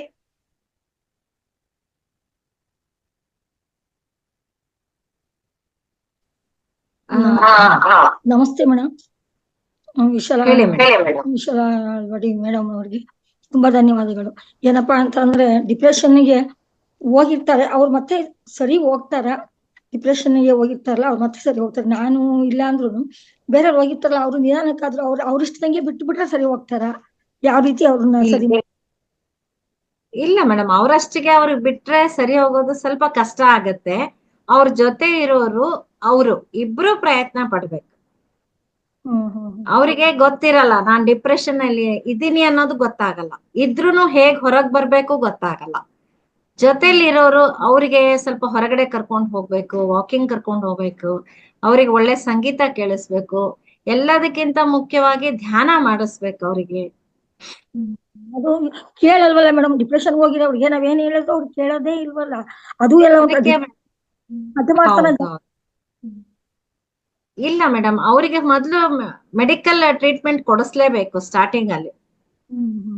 ಆತರ ಸ್ಟಾರ್ಟಿಂಗ್ ಅಲ್ಲಿ ಡಾಕ್ಟರ್ ಹತ್ರ ಕರ್ಕೊಂಡು ಹೋಗಿ ಸ್ವಲ್ಪ ಬ್ಯಾಲೆನ್ಸ್ ಆದ್ಮೇಲೆ ನಮ್ ಮಾತೆಲ್ಲ ಕೇಳ್ತಾರೆ. ಬೇರೆಯವರೆಲ್ಲ ಈ ಮನೆಯವ್ರನ್ನ ಬಿಟ್ಟು ಬೇರೆಯವ್ರ ಜೊತೆಲೆಲ್ಲ ಚೆನ್ನಾಗೇ ಇರ್ತಾರೆ. ಮನೆಯವ್ರ ಮಾತ್ರ ಮನೆಯವರಿಂದಾನೇ ಏನೋ ಅವ್ರು ನೀವ್ ಹೇಳ್ದಂಗೆ ಹೇಳಿದ್ದೆ ಹೇಳಿ ಅವ್ರಿಗೇನೋ ಸಿಗ್ಲಿಲ್ಲ ಅವ್ರ ಜೀವನದಲ್ಲಿ ಅಂದಾಗ ಆತರ ಆಗಿರ್ತಾರೆ. ಅದು ಮನೆಯವ್ರ ಮೇಲೆ ಅದಕ್ಕೇನ್ ಮಾಡ್ಬೇಕು ಅಂತ ಕೇಳಿದೆ. ಜೊತೆಗೆ ಮೇಡಮ್, ಅವ್ರ ಮೈಂಡ್ ಸ್ವಲ್ಪ ಕಾಮ್ ಆದ್ಮೇಲೆ ಅವ್ರಿಗೆ ಮೆಡಿಟೇಷನ್ ಮಾಡ್ರಿ, ಸರಿ ಹೋಗುತ್ತೆ, ನಿಮ್ಗೆ ಸಂತೋಷ ಸಿಗುತ್ತೆ, ಆರೋಗ್ಯವಾಗಿರ್ತೀರಾ, ಡಿಪ್ರೆಷನ್ ಹೋಗಿರಿ ಅಂತ ಹೇಳ್ಬಾರ್ದು ಅವ್ರಿಗೆ. ನಿಮ್ಗೆಲ್ಲ ಖುಷಿ ಸಿಗುತ್ತೆ ಅಂತ ಹೇಳಿ ನಿಧಾನಕ್ಕೆ ಅವ್ರಿಗೆ ಧ್ಯಾನ ಮಾಡಿಸ್ಬೇಕು. ಇಲ್ಲ ಗಾರ್ಡನ್ ಅಲ್ಲಿ ಕರ್ಕೊಂಡು ಹೋಗಿ ಕುಡಿಸ್ಬೇಕು.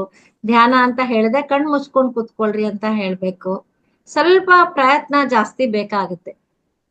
ಬಹಳ ಇದ್ರಾಗ ಪಕ್ಕ ಕೂಡಿಸ್ಕೊಂಡು ಧ್ಯಾನ ಮಾಡ್ಬೇಕು. ಅವ್ರ ಒಳಗಡೆನ ಎಮೋಷನ್ಸ್ ಎಲ್ಲ ಹೊರಗ್ ಬರ್ಬೇಕು. ಹೌದು ಮೇಡಮ್, ನೋಡೋಣ ಅದಕ್ಕೆ ಸ್ವಲ್ಪ ದಿವಸ ಬಿಟ್ಬಿಡ ಸರಿಯೇನೋ ಅಂತ ಅನ್ಕೊಂಡ್ವಿ. ಜೊತೆಗೆ ಮೇಡಮ್ ನಿಜವಾಗ್ಲೂ ನಾನು ಅದೇ ಹೇಳ್ತಾ ಇದ್ದೀನಿ. ಮಹಾತಾರ್ ಫೌಂಡೇಶನ್ ಇನ್ನೊಬ್ರು ಹೇಳಿದ್ರ ನಮ್ಗೆ ಹಿಂದೆ ಮಾತಾಡಿದವ್ರು ಅವರು, ಹಂಗೆ ಅದು ಒಂಥರ ಕಲ್ಪವೃಕ್ಷ ಇದ್ದಂಗೆ ಮೇಡಮ್. ಮಹಾತಾರ್ ಫೌಂಡೇಶನ್ ಅವರಲ್ಲಿ ನಮಗೆ ಸಿಗ್ತಾ ಇರೋದೆಲ್ಲ, ನಮಗೆ ಏನ್ ಬೇಕು ಎಲ್ಲ ಸಿಗುತ್ತೆ. ನಾವ್ ಇವತ್ತು ಏನ್ ಬೇಕು ಅನ್ಕೊಂಡಿರ್ತೀವಿ ಅದೆಲ್ಲ ಸಿಗುತ್ತೆ. ಅಂದ್ರೆ ನಮ್ ಕೈಲಿ ಒಂಥರ ಅಕ್ಷಯ ಪಾತ್ರೆನೋ ಅಥವಾ ಕಲ್ಪ ವೃಕ್ಷನೋ ಏನು ಅಂತ ಹೇಳ್ಬೇಕು ಅಂತ ಗೊತ್ತಾಗ್ತಾ ಇಲ್ಲ. ನಾವ್ ಒಂದ್ಸಲ ಏನೋ ಅನ್ಕೊಂಡಿರ್ತೀವಿ, ಅದು ಇವತ್ತು ಸಿಕ್ಕಿರುತ್ತೆ. ಇವತ್ತೇನೋ ಬೇಕಿತ್ತಲ್ಲ, ಇವತ್ತು ಇದ್ರ ಬಗ್ಗೆ ಕೇಳ್ಬೇಕಿತ್ತು ಅನ್ನೋ ಅದ್ರ ಬಗ್ಗೆ ಆನ್ಸರ್ ನಮ್ಗೆ ಸಿಗ್ತಾ ಇರುತ್ತೆ ಮೇಡಮ್. ಅದು ನೀವ್ ಹೇಳ್ದಂಗೆ ಸ್ಪಿರಿಚುವಲ್ಗೂ ನಮಗೂ ಇರುವಂತ ಒಂದು ಕಾಂಟ್ಯಾಕ್ಟ್ ಇದೇ ಇರ್ಬೋದು. ಏನೋ ತುಂಬಾನೇ ಅನುಕೂಲ ಆಗಿದೆ ಮೇಡಮ್ ನಮ್ ತರ ಏಜ್ ಆಗಿರೋರ್ಗೆ, ಆಮೇಲೆ ಒಬ್ಬರೇ ಇರೋರ್ಗೆ, ಈ ತರ ಸ್ವಲ್ಪ ಮನೆಯದು ಯಾವ್ದೋ ಸಾಂಸಾರಿಕ ತೊಂದರೆಗಳಿಗೆಲ್ಲ ಒಳಪಟ್ಟಿರೋರಿಗೆ ನಿಜವಾಗ್ಲೂ ಇದು ನಮ್ಗೊಂದು ಈ ವೇದಿಕೆ ಸಿಕ್ಕಿರೋದು ಅಂತ ಅಂದ್ರೆ ನಮ್ ಪುಣ್ಯನೇ ಅನ್ಕೋಬೇಕು ಮೇಡಮ್. ನಿಜವಾಗ್ಲೂ ನಾನು ಒಂದ್ 75% ಕ್ಯೂರ್ ಆಗಿದ್ದೀನಿ ಮೇಡಮ್. ನನಗೆ ಏನೇನೋ ಬೇರೆ ಎಲ್ಲ ಯೋಚನೆಗಳೆಲ್ಲ ಇತ್ತು, ಅದ್ರ ಬಗ್ಗೆ ಎಲ್ಲ ಇದು ಮಾಡಿ ಆದ್ರೂ ಈಗ್ಲೂ ಇದ್ರೂ ಕೂಡ ನಾನು ಇರೋಷ್ಟು ಟೈಮಲ್ಲಾದ್ರೂ ಈಗ ಇಲ್ಲಿ ಬರ್ತೀನಿ ಅಂದ ಟೈಮಲ್ಲಾದ್ರೂ ನಾನು ಖುಷಿಯಾಗಿರ್ಬೇಕು, ನಾನು ಚೆನ್ನಾಗಿರ್ಬೇಕು ಅಂತೆಲ್ಲ ತುಂಬಾ ಅನ್ಕೋತೀನಿ ಮೇಡಮ್. ನಿಜವಾಗ್ಲೂ ಮಹಾತಾರ್ ಫೌಂಡೇಶನ್ ನಮ್ಗೆ ತುಂಬಾ ಪುಣ್ಯ ಮೇಡಮ್. ಅದನ್ನ ಬಗ್ಗೆ ಹೇಳ್ಬೇಕು. ಪಾಸಿಟಿವ್ ಫೀಲಿಂಗ್ ಇಂದಾನೇ ನೀವು ಖುಷಿಯಾಗಿರ್ತೀರಾ ಮೇಡಮ್. ಸ್ವಲ್ಪ ಧ್ಯಾನ ಆಳವಾಗಿ ಥ್ಯಾಂಕ್ಸ್ ಮೇಡಮ್. ಅವಕಾಶ ಕೊಟ್ಟದಕ್ಕೆ ಥ್ಯಾಂಕ್ಸ್. ಅಶ್ವಿನಿ ಮೇಡಮ್ ತುಂಬಾ ಧನ್ಯವಾದಗಳು ಮೇಡಮ್. ಆಗಿರೋದು ಅಶ್ವಿನಿ ಮೇಡಮೇ ನನಗೆ ಇನ್ಸ್ಪೈರ್ ಆಗಿರೋದು. ತುಂಬಾ ನನಗೆ ಇದು ಕೊಟ್ರು. ಇದೇ ತರ ಈಗ ಮಹಾತಾರ್ ಫೌಂಡೇಶನ್ಗೆ ಬುದ್ಧ ಪೂರ್ಣಿಮೆ ದಿವಸಕ್ಕೆ ಹೋಗ್ಬೇಕು ಅಂತ ಅನ್ಕೊಂಡು ಮಗನಿಗೆ ಹೇಳ್ತಾ ಇದ್ದೀನಿ. ಅದು ನೀವ್ ಹೇಳ್ದಂಗೆ ನೀವು ಆಗತ್ತೆ ಅಂದ್ರೆ ಆಗ್ಬಿಡುತ್ತೆ ಮೇಡಮ್. ನೀವ್ ಹೇಳಿದ್ರಿ ಒಂದ್ಸರಿ ಬರ್ತೀರಾ ನೀವು ಅಂತ. ಇಲ್ಲಿಗಿಂತ ನಾನು ಬಸವ ಕಲ್ಯಾಣ ಅಲ್ಲಿಗೆ ಹೊಟ್ಟೋಗಿದ್ನಲ್ಲ, ಅದೇ ತರ ಇದು ಒಂದಿನ ಆಗತ್ತೆ ಅಂತ ಅನ್ಕೊಂಡು ನಂಬಿಕೆ ಇಟ್ಕೊಂಡಿದ್ದೀನಿ. ಧನ್ಯವಾದಗಳು ಮೇಡಮ್, ಅವಕಾಶಕ್ಕಾಗಿ ಧನ್ಯವಾದಗಳು. ಆಗುತ್ತೆ ಮೇಡಮ್, ಖಂಡಿತ. ಉದಾಹರಣೆಗೆ ನನ್ನನ್ನೇ ಉದಾಹರಣೆ ತಗೊಂಡು ಹೇಳ್ತೀನಿ. ಜಸ್ಟ್ ಇವಾಗ ಧ್ಯಾನ ಮಾಡ್ಸೋದಕ್ಕಿಂತ ಮುಂಚೆ ನಾನ್ ಸಂಕಲ್ಪ ಮಾಡ್ಕೊಂಡು ಗುರುಗಳನ್ನೆಲ್ಲ ನೆನ್ಸ್ಕೊಂಡು ನನಗೇನು ತೊಂದ್ರೆ ಇತ್ತು, ಏನೋ ಒಂದು ಇದು ಬರ್ಬೇಕಾಗಿತ್ತು. ಆ ಧ್ಯಾನ ಮಾಡ್ಸದಾದ್ಮೇಲೆ ವಿಶಾಲಾಕ್ಷಮ್ಮ ಮೇಡಮ್ ನಮ್ಗೆ ಕ್ಲಾಸ್ ಕೊಡ್ತಾ ಇದ್ದಾರೆ. ಗುಡ್ ನ್ಯೂಸ್ ಬಂತು. ಅದೇ ಕಾಲ್ನಲ್ಲಿ ಮಾತಾಡ್ದೆ, ಒಳ್ಳೆ ಗುಡ್ ನ್ಯೂಸ್ ಸಿಕ್ತು ನನಗೆ. ನೋಡಿ, ಅದೇ ಮೇಡಮ್ ಧ್ಯಾನದ ಮಹಿಮೆ ಅಂತ ಅಂದ್ರೆ ಅದೇನೆ. ನನ್ ತುಂಬಾ ಖುಷಿ ಆಯ್ತು. ನೀವ್ ಹೇಳಿದ್ರಿ ಏನ್ ಕೇಳಿದ್ರೆ ನಮ್ಗೆ ಸಿಗುತ್ತೆ ಅಂತಿರಲ್ಲ, ಇದೇನೆ. ಹೌದು ಮೇಡಮ್, ಇವತ್ತು ಅನ್ಕೊಂಡಿದ್ದು ಇವತ್ತು ಆಗಿರುತ್ತೆ. ಅದು ಇದ್ರ ಬಗ್ಗೆ ಬೇರೆದೆಲ್ಲ ನಮ್ಗೇನು ಚಿನ್ನ ಒಡವೆ ವಸ್ತು ಅದೆಲ್ಲ ಬೇಡ. ನಮಗ್ ನೆಮ್ಮದಿ ಬೇಕು ಅಂತ ಅನ್ಕೋತಾ ಇದೀವಲ್ವಾ. ನಮ್ಗೇನೋ ಒಂದ್ ಒಳ್ಳೆ ವಿಷಯ ಬೇಕು. ನಮ್ಗೇನಪ್ಪಾ ಅಂದ್ರೆ ಹೊಟ್ಟೆ ಹಸು ಅಂದ್ರೆ ಊಟದ ಹಸುನೇ ಬೇರೆ, ಜ್ಞಾನದ ಹಸುವೆ ನಮಗ್ ಜಾಸ್ತಿ ಆಗಿದೆ. ಯಾಕೆಂದ್ರೆ ನಮಗ್ ಜ್ಞಾನ ಬೇಕು. ಯಾಕೆಂದ್ರೆ ನಮ್ಗ್ ಜ್ಞಾನ ಇಲ್ದೇನೆ ಅಜ್ಞಾನಿಗಳಾಗಿ ಏನೇನೋ ಎಲ್ಲ ಮಾಡ್ಕೊಂಡು ಅನುಭವಿಸ್ತಾ ಇದ್ದೀವಿ. ಈ ಅನುಭವಗಳೆಲ್ಲ ತಗೊಂಡಿರೋದನ್ನ ನಾವು ಮುಂದಕ್ಕೆ ತಳ್ಳಿ ಇನ್ನಾದ್ರೂ ಜ್ಞಾನ ಸಂಪಾದನೆ ಮಾಡ್ಕೊಂಡು ಮುಂದಿನ ದಾರಿ ಸುಗಮವಾಗಿ ನೋಡ್ಕೋಬೇಕು ಅಂತಂದ್ರೆ ನೀವ್ ಹೇಳ್ದಂಗೆ ನಮ್ಗೆ ಈ ತರ ಧ್ಯಾನ ಬೇಕು ಮೇಡಮ್. ಈ ತರ ಜನಗಳ ನಮ್ಗೆ ಒಡನಾಟ ಮತ್ತು ಇವರ ಒಂದೊಂದು ಧ್ಯಾನದ ಬಗ್ಗೆ ಬರುವಂತ ಒಂದು ತರಗತಿಗಳು ನಿಜವಾಗ್ಲೂ ದಿನಕ್ಕೂ ಒಂಥರ ಬೆಳಗ್ಗೆ ಅನ್ಕ 9 ಗಂಟೆ ಆದ್ರೂ ನಾನು ಅವ್ರು ಆಫ್ ಮಾಡಿ ನೀವಾಗಿದ್ದೀವಿ ಆಫ್ ಮಾಡೋವರೆಗೂ ನಾನು ಎದ್ದು ಹೋಗ್ಲೇ ಇಲ್ಲ. ಸುಮ್ನೆ ಕುತ್ಕೊಂಡೇ ಇರ್ತೀನಿ. ಅದು ಮಗ ಬೇರೆ ಒದ್ದು ಸ್ನಾನ ಮಾಡ್ಕೊಂಡು ಎಲ್ಲ ಮಾಡ್ಕೊಂಡು ನಾವು ಹೊರಟ ಮೇಲೆ ಹೋಗೋಣ, ಮಧ್ಯೆ ತೊಂದರೆ ಕೊಡೋದು ಬೇಡ ಬೇರೆಯವ್ರಿಗೆ ಅಂತ ಒಂಥರ ತುಂಬಾ ತಾಳ್ಮೆ ಬಂದಿದ್ದೀನಿ ಅನ್ಸುತ್ತೆ. ಮಾತಲ್ಲಿ ಇನ್ನೂ ಸ್ವಲ್ಪ ತಾಳ್ಮೆ ಬರ್ಬೇಕು ಮೇಡಮ್. ತುಂಬಾ ಧನ್ಯವಾದಗಳು ಅಶ್ವಿನಿ ಮೇಡಮ್ಗೂ ಇನ್ನೊಂದ್ಸರಿ. ಮತ್ತೆ ಪಿರಮಿಡ್ ವ್ಯಾಲಿ ಅವ್ರಿಗನೂ ದಿನಾ ಒಂದ್ಸರಿ ನಮ್ಮ ಮನೆ ದೇವ್ರ ಕೈ ಮುಗಿಯೋದ್ ಬಿಟ್ರು ಇಲ್ಲಿ ಮುಗಿಬೇಕು ಅನ್ಸುತ್ತೆ ಮೇಡಮ್. ತುಂಬಾ ಧನ್ಯವಾದಗಳು ಮೇಡಮ್. ಎಸ್ ಮೇಡಮ್, ಖಂಡಿತ. Thank you madam. ತುಂಬಾ ಖುಷಿಯಿಂದ ಶೇರ್ ಮಾಡ್ಕೊಂಡ್ರಿ. ನಿಮ್ಗೆ thank you madam. Next Prakash sir ಇದ್ದಾರೆ. ಓಕೆ ಮಾಸ್ಟರ್ಸ್, ಕಾರ್ಯಕ್ರಮ ಸಂಪನ್ನ ಮಾಡೋಣ. ಹೊಸ ಮಾಸ್ಟರ್ಸ್ ಇದ್ರೆ ನೀವು ಕೂಡ ದಯವಿಟ್ಟು ಮಾತಾಡಿ, ಹ್ಯಾಂಡ್ ರೈಸ್ ಮಾಡಿ ಅಂತ ಹೇಳ್ತಾ ಈಗ ಪ್ರಕಾಶ್ ಸರ್ ಮಾತಾಡಿ.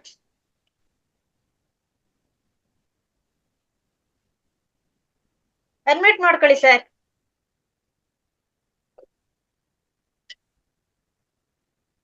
ನಮಸ್ತೆ ಮೇಡಮ್. ನಮಸ್ತೆ ಸರ್. ನಮಸ್ತೆ, ಹೇಳಿ ಸರ್. ಖಿನ್ನತೆ ಸಮಸ್ಯೆಗೆ ಖಿನ್ನತೆ ಇರ್ತಕ್ಕಂತ ಸಮಸ್ಯೆ ಮಕ್ಕಳಿಂದ ಇರ್ಬೋದು, ಹಿರಿಯರಿಂದ ಇರ್ಬೋದು, ಕಿರಿಯರಿಂದ ಇರ್ಬೋದು, ಸಮಾಜದಲ್ಲಿ ಇರ್ತಕ್ಕಂತ ಎಲ್ಲಾ ವರ್ಗದ ಎಲ್ಲಾ ಹುದ್ದೆಯ ಜನರು ತಾವು ಹೇಗೆ ಆ ಸಮಸ್ಯೆಯಿಂದ ಹೊರ ಬರ್ಬೇಕಂತ ಹೇಳ್ತಕ್ಕಂತ ನಿಮ್ಗೆ ತುಂಬಾ ಧನ್ಯವಾದಗಳನ್ನ ಅರ್ಪಿಸ್ತೇನೆ. ತುಂಬಾ ಥ್ಯಾಂಕ್ಸ್ ಅಂತ ಹೇಳ್ತೀನಿ. ಇಷ್ಟಕ್ಕೆ ನಾನು ಮುಗಿಸ್ತೇನೆ.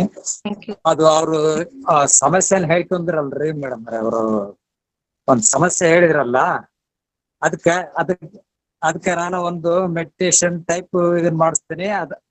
ಅದರಿಂದ ಅದು ಕಡಿಮೆ ಆಗ್ಬೋದು ಅಥವಾ ಹೊರ ಬರ್ಬೋದು ಅಂತಕ್ಕಂಥದ್ದು. ಅದನ್ನ ಇವಾಗ ವಾಯ್ಸ್ ಕ್ಲಿಯರಿಟಿ ಇಲ್ಲ ಸರ್. ಸ್ವಲ್ಪ ಹೊರಗಡೆ ಬರ್ತೀರಾ ಸರ್? ಹೊರಗಡೆ ಬಂದು ಮಾತಾಡಿ ಸರ್, ವಾಯ್ಸ್ ಕೇಳಿಸ್ತಾ ಇಲ್ಲ.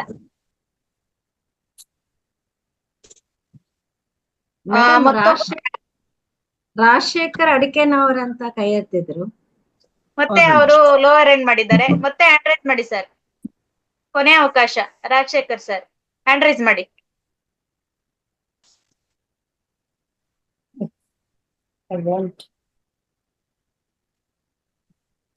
ಹಾ ಸರ್, ಮಾತಾಡಿ ಸರ್. ಮ್ಯೂಟ್. ಸರ್ ಮಾತಾಡಿ. ನಮಸ್ಕಾರ. ವಿಶಾಲಕ್ಕ ಬಹಳ ಚಂದ ಮಾತಾಡಿದ್ರವ ನೀವು.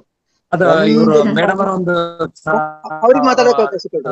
ಇದ್ರ ಬಗ್ಗೆ ಒಬ್ರು ಸಮಸ್ಯೆಯನ್ನು ಹೇಳಿದ್ರಲ್ರಿ ಮೇಡಮ್, ಸರ್ ಮಾತಾಡಿ.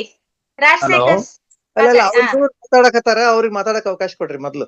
ಇಲ್ಲ, ಅವ್ರದ್ದು ನೆಟ್ವರ್ಕ್ ಇಶ್ಯೂ ಇದೆ, ಸ್ವಲ್ಪ ವೇಟ್ ಮಾಡೋಣ. ಮಾತಾಡಿ. ಅಲ್ಲಿ ಈಗ ಸರಿ ಆಗಿದ್ರೆ ಅಲ್ಲಿ ಸರಿ ಆಗ್ಯದ ನೋಡ್ರಿ, ಇಲ್ಲಾಂದ್ರೆ ಅವ್ರ ವಿಡಿಯೋ ಆಫ್ ಮಾಡಕ್ ಹೇಳ್ರಿ, ಮಾತಾಡಕ್ ಈಜಿ ಆಗತ್ತೆ ಅವ್ರಿಗೆ. ಸರ್ ನೀವು ಮಾತಾಡಿ. Okay okay okay okay, thank you. ನೀವು ಎಷ್ಟು ಎಲ್ಲಾ ಪಾಯಿಂಟ್ಸ್ ಕವರ್ ಮಾಡಿದ್ರಮ್ಮ. ನೀವು ಒಂದು ಪಾಯಿಂಟ್ ಬಿಡ್ಲಿಲ್ಲ. ಡಿಪ್ರೆಷನ್ಗೆ, ಖಿನ್ನತೆಗೆ ಸಂಬಂಧಪಟ್ಟಂತ ಸಮಗ್ರ ತಮ್ಮ ಒಂದು ವಿದ್ವತ್ಪೂರ್ಣ ಅನುಭವಪೂರ್ಣ ಮಾತುಗಳು ಬಹಳ ಇಷ್ಟ ಆಯ್ತು. ಆ ಹೆಚ್ಚು ಕಡಿಮೆ ಬಹಳಷ್ಟು ಪಾಪ್ಯುಲೇಷನ್ ಈಗ ಆ ಒಂದು ಸ್ಥಿತಿಯಲ್ಲಿ ಒದ್ದಾಡ್ತಾ ಇದ್ದಾರೆ. ಕೆಲವರಿಗೆ ಅದು ಏನು ಅಂತ ಗೊತ್ತಿದೆ, ಕೆಲವರಿಗೆ ಗೊತ್ತಿಲ್ಲ. ಗೊತ್ತಿಲ್ಲದೇನೆ ಬಹಳಷ್ಟು ಜನ ಮಕ್ಕಳಿಂದ ಹಿಡ್ಕೊಂಡು, ಮಕ್ಕಳಿಗೆ ನಾವು ಪ್ರೆಷರ್ ಹಾಕ್ತಿವಿ, ಸ್ಕೋರ್ ಜಾಸ್ತಿ ಮಾಡು, ಹೈಯೆಸ್ಟ್ ಮಾರ್ಕ್ಸ್ ತಗೋ, ಈ 95 ತಗೊಂಡ್ರು 96 ತಗೊಂಡವ್ರು ನೋಡಿ ಅವ್ರನ್ನ ನೋಡ್ ನಾಚು. ಅದಕ್ಕೂ ಸಮಾಧಾನ ಇಲ್ಲ ತಾಯಿ ತಂದೆಗೆ. 99 ತಗೊಂಡ್ರು ಸಮಾಧಾನ ಇಲ್ಲ, 100 ಬರ್ಲಿಲ್ಲಲ್ಲ ಅಂತ ಹೇಳಿ ಟೀಚರ್ ಹತ್ರ ಜಗಳ ಮಾಡೋರಿದ್ದಾರೆ ಪೇರೆಂಟ್ಸ್.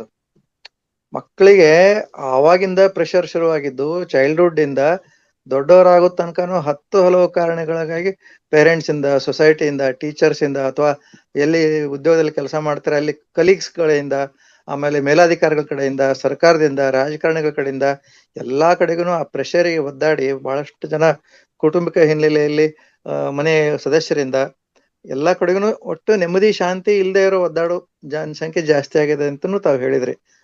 ಬಹಳ ಮಾರ್ಮಿಕವಾಗಿತ್ತು.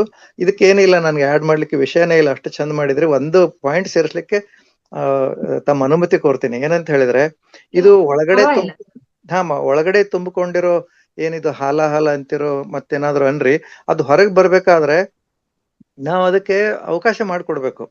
ಕುಟುಂಬದವ್ರು ಮಾಡ್ಕೊಡ್ಬೇಕು, ಸಹೋದ್ಯೋಗಿಗಳು ಮಾಡ್ಕೊಡ್ಬೇಕು. ಇದನ್ನ ಓಶೋದಲ್ಲಿ ಒಂದು ಡೈನಾಮಿಕ್ ಮೆಡಿಟೇಷನ್ ಅಂತ ಇದೆ ಓಶೋ ಅವರದ್ದು, ಅದು ತುಂಬಾ ಸಹಕಾರಿ ಆಗುತ್ತೆ. ಅದರಲ್ಲಿ ಕೆಥಾರ್ಸಿಸ್ ಅಂತ ಇಂಗ್ಲಿಷ್ ವರ್ಡ್ ಯೂಸ್ ಮಾಡ್ತೀವಿ, ಅಂದ್ರೆ ಒಳಗಿದ್ದೆಲ್ಲ ಹೊರಗೆ ಬರುತ್ತೆ. ಅದು ಆರ್ಡಿನರಿ ಕೋರ್ಸಲ್ಲಿ ಅಂದ್ರೆ ಸಹಜ ಸ್ಥಿತಿಯಲ್ಲಿ ನಾವು ಏನೇ ಪ್ರಯತ್ನ ಮಾಡಿದ್ರೆ ಸಹಿತ ಅಷ್ಟೊಂದು ಹೊರಗಡೆ ಬರೋದಕ್ಕೆ ಅವಕಾಶ ಇಲ್ಲ. ನಾವೇನ್ ಧ್ಯಾನ ಮಾಡ್ತೀವಿ, ಧ್ಯಾನದಿಂದ ಬಹಳ ಬೆನಿಫಿಟ್ ಆಗುತ್ತೆ. ಆದ್ರೆ ಕ್ವಿಕ್ ರಿಲೀಫ್ ಅಂತೀವಲ್ಲ ಒಂದೊಂದ್ ಸರ್ತಿ, ಅದು ಆಗುತ್ತೆ ಅಲ್ಲಿ ಓಶೋ ಅವರ ಡೈನಾಮಿಕ್ ಮೆಡಿಟೇಷನ್ ಅಲ್ಲಿ. ಅದಕ್ಕೆ ತುಂಬಾ ಸಾಧ್ಯತೆ ಇದೆ. ಮಾಡರ್ನ್ ಮ್ಯಾನ್ಗೆ ಅಂತ ಹೇಳಿನೇ ಅವ್ರು ಹೇಳ್ತಾರೆ, ಇದು ಆಧುನಿಕ ಮನುಷ್ಯನಿಗೆ ಇದನ್ನ ನಾನು ತಯಾರು ಮಾಡಿದ್ದೀನಿ ಅಂತ ಹೇಳಿ. ಯಾಕಂದ್ರೆ ಅಷ್ಟು ಸುಲಭ ಪೆಟ್ಟಿಗೆ ನಾವು ಇದ್ದದನ್ನ ಒಳಗಡೆ ಹೊರಗೆ ಹಾಕೋದಿಲ್ಲ. ಯಾಕಂದ್ರೆ ಮನಸ್ಸು ಮಾಡೋದಿಲ್ಲ, ಕೆಟ್ಟದನ್ನೇ ಒಳಗೆ ಇಟ್ಕೊಂಡಿರ್ತೀವಿ. ಕೆಟ್ಟದನ್ನೇ ಮತ್ತೆ ಅದು ಗೊತ್ತಿಲ್ದೇನೆ ನಾವು ಅದರಲ್ಲೇ ಕೆಲವೊಬ್ರಿಗೆ ತಮ್ಮ ಕಷ್ಟ ಸುಖ ಬೇರೆಯವ್ರ ಹತ್ರ ಹೇಳಿನೇ ಆನಂದ ಪಡ್ತಾರೆ. ಅದರಿಂದ ಹೊರಗೆ ಬರ್ಬೇಕು ಅಂತ ಆಸೆ ಇರಲ್ಲ, ಅದೇ ಒಂದು ಗೀಳಾಗ್ಬಿಡುತ್ತೆ ಅವ್ರಿಗೆ. ಅದರಿಂದ ಹೊರಗೆ ಬರ್ಲಿಕ್ಕೆ ಅವ್ರ ಮನಸ್ಥಿತಿನೇ ಇರೋದಿಲ್ಲ. ಭೇಟಿ ಆದವ್ರ ಹತ್ರ ಅಯ್ಯೋ ನನಗೆ ಹಿಂಗಾಗಿದೆ, ಅಯ್ಯೋ ನಂಗೆ ಶುಗರ್ ಹಿಂಗ್ ಪ್ರಾಬ್ಲಮ್ ಇದೆ, ಅಯ್ಯೋ ನಮ್ಮ ಮನೆಯವ್ರಿಗೆ ಹೆಂಗ್, ಬರೀ ಗೋಳ ಹೇಳ್ಕೊಳ್ಳೋದ್ರಲ್ಲೇ ಇರ್ತಾರ ಅವ್ರು. ಆಮೇಲೆ ಕೆಲವ್ರ ಮುಂದೆ ಏನ್ ಮಾಡ್ತಾರೆ, ಅವ್ರ ಹತ್ರ ಹೋಗ್ಲಿಕ್ಕೆ ಮನಸ್ಸು ಬೇಡ ಬಿಡ, ಅವ್ರ ಹತ್ರ ಯಾವಾಗ ಹೋದ್ರು ಗೋಳಿದ್ದದ್ದು, ಯಾವಾಗ ಹೋದ್ರು ಬರೀ ನರಳ್ತಾ ಇರ್ತಾರೆ ಅಂತ ಅವಾಯ್ಡ್ ಮಾಡಕ್ ಶುರು ಮಾಡ್ತಾರೆ. ಇದು ಒಂಥರ ವರ್ಗದ ಜನ ಇರ್ತಾರೆ. ಇದನ್ನ ಹೋಗ್ಲಾಡಿಸ್ಬೇಕು ಅಂತ ಹೇಳಿದ್ರೆ ಓಶೋ ಅವರ ಡೈನಾಮಿಕ್ ಮೆಡಿಟೇಷನ್ ಬಹಳ ಶ್ರೇಷ್ಠ. ಮೈಸೂರಲ್ಲಿ ಒಂದು ಯಾವ್ದದು ಸನ್ನಿಧಿ ಅಂತ ಇದೆ, ಓಶೋ ಸನ್ನಿಧಿ ಕೇಂದ್ರ ಅಂತ ಹೇಳಿ, ಅದ್ಭುತವಾದ ಸೆಂಟರ್ ಅದು. ನಾವೆಲ್ಲ ಹೋಗ್ತಿರ್ತೀವಿ. ಹುಬ್ಬಳ್ಳಿ, ಧಾರವಾಡ ಮತ್ತು ದಾವಣಗೆರೆ, ಬೆಂಗಳೂರು ಇತ್ಯಾದಿ, ಚಿತ್ರದುರ್ಗ, ಬಳ್ಳಾರಿ ಕಡೆಯಲ್ಲೆಲ್ಲ ಓಶೋ ಕೇಂದ್ರಗಳಿದಾವೆ. ಒಂದಿನದ ಪ್ರೋಗ್ರಾಮ್ ಇರುತ್ತೆ, 3 ದಿನದ್ದು ಪ್ರೋಗ್ರಾಮ್ ಇರುತ್ತೆ. ಎಲ್ಲೆಲ್ಲಿ ಯಾರ್ಯಾರಿಗೆ ಅನುಕೂಲನೋ ಅಲ್ಲಿಗೆ ಹೋದ್ರೆ ಅದು ಒಂಥರ ಕ್ವಿಕ್ ರಿಲೀಫ್ ಅಂತೀವಲ್ಲ, ತಕ್ಷಣ ಇಂಜೆಕ್ಷನ್ ಮಾಡಿಸ್ಕೊಂಡು, ಒಂದು ಡಾಕ್ಟರ್ ಹತ್ರ ಹೋದ್ವಿ, ಇಂಜೆಕ್ಷನ್ ಮಾಡಿಸ್ಕೊಂಡು ಆರಾಮಾಯ್ತು ಅಂತ ಹೇಳಿ, ಅದು ಆಗುತ್ತೆ. ಅದಕ್ಕೆ ಅದನ್ನ ಜಸ್ಟ್ ಒಂದು ಪುಟ್ಟ ಸಲಹೆ, ಯಾರಿಗೆ ತುಂಬಾ ತೊಂದರೆ ಇದೆ ಅದನ್ನ ಪ್ರಯತ್ನ ಮಾಡಬಹುದು ಅಂತ ಒಂದು ಸಲಹೆ ನಂದು. Thank you sir. ಖಂಡಿತ ನೀವ್ ಹೇಳಿರೋ ಪಾಯಿಂಟ್ 100%. ಸೊ ಮಾಸ್ಟರ್ಸ್, ಯಾರಿಗಾದ್ರೂ ತೊಂದರೆ ಇದ್ರೆ ಓಶೋ ಅವರ ಡೈನಾಮಿಕ್ ಮೆಡಿಟೇಷನ್ ಹೋಗಿ ಇಮಿಡಿಯೇಟ್ ಆಗಿ ರಿಲೀಫ್ ಮಾಡ್ಕೊಂಡು ನಂತರ ನಿಮ್ದು ಮತ್ತೆ ಏನೇನಿದೆಯೋ ಅದನ್ನ ಮಾಡ್ಕೋಬಹುದು. Thank you sir. Thank you. ನನಗೊಂದು ಹಂಚಿಕೊಳ್ಳಕ್ಕೆ ಅವಕಾಶ ಕೊಟ್ರಿ, ತುಂಬಾ ಥ್ಯಾಂಕ್ಸ್ ತಮಗೆ. Thank you sir. ನಿಮ್ ಕಡೆಯಿಂದ ಸ್ವಲ್ಪ ನಮ್ಗೆ ಸಲಹೆ ಸಿಕ್ತು, ನಿಮ್ಗೆ ಥ್ಯಾಂಕ್ ಯು ಸರ್. ಈಗ ಪ್ರಕಾಶ್ ಸರ್ದು ಅವ್ರದ್ದು ಸ್ಟ್ರಕ್ ಆಗ್ಬಿಟ್ಟಿದೆ ಆ ವಿಡಿಯೋ. ಇನ್ನೆರಡು ಮಾಸ್ಟರ್ನ ತಗೊಂಡು ಕಾರ್ಯಕ್ರಮ ಸಂಪನ್ನ ಮಾಡೋಣ, ಸಮಯ ಆಗಿದೆ. ಜ್ಯೋತಿ ಮೇಡಮ್. ಮೇಡಮ್ ನಮಸ್ತೆ, ಹೇಳಿ ಮೇಡಮ್. ನಮಸ್ತೆ ಅಶ್ವಿನಿ ಮೇಡಮ್, ನಮಸ್ತೆ ವಿಶಾಲಾಕ್ಷಿ ಮೇಡಮ್. ಇವತ್ತಿನ ಸೆಕ್ಷನ್ ಮೇಡಮ್ ವಾಯ್ಸ್ ಕೇಳಿಸ್ತಾ ಇದೆಯಾ? ಕೇಳಿಸ್ತಾ ಇದೆ.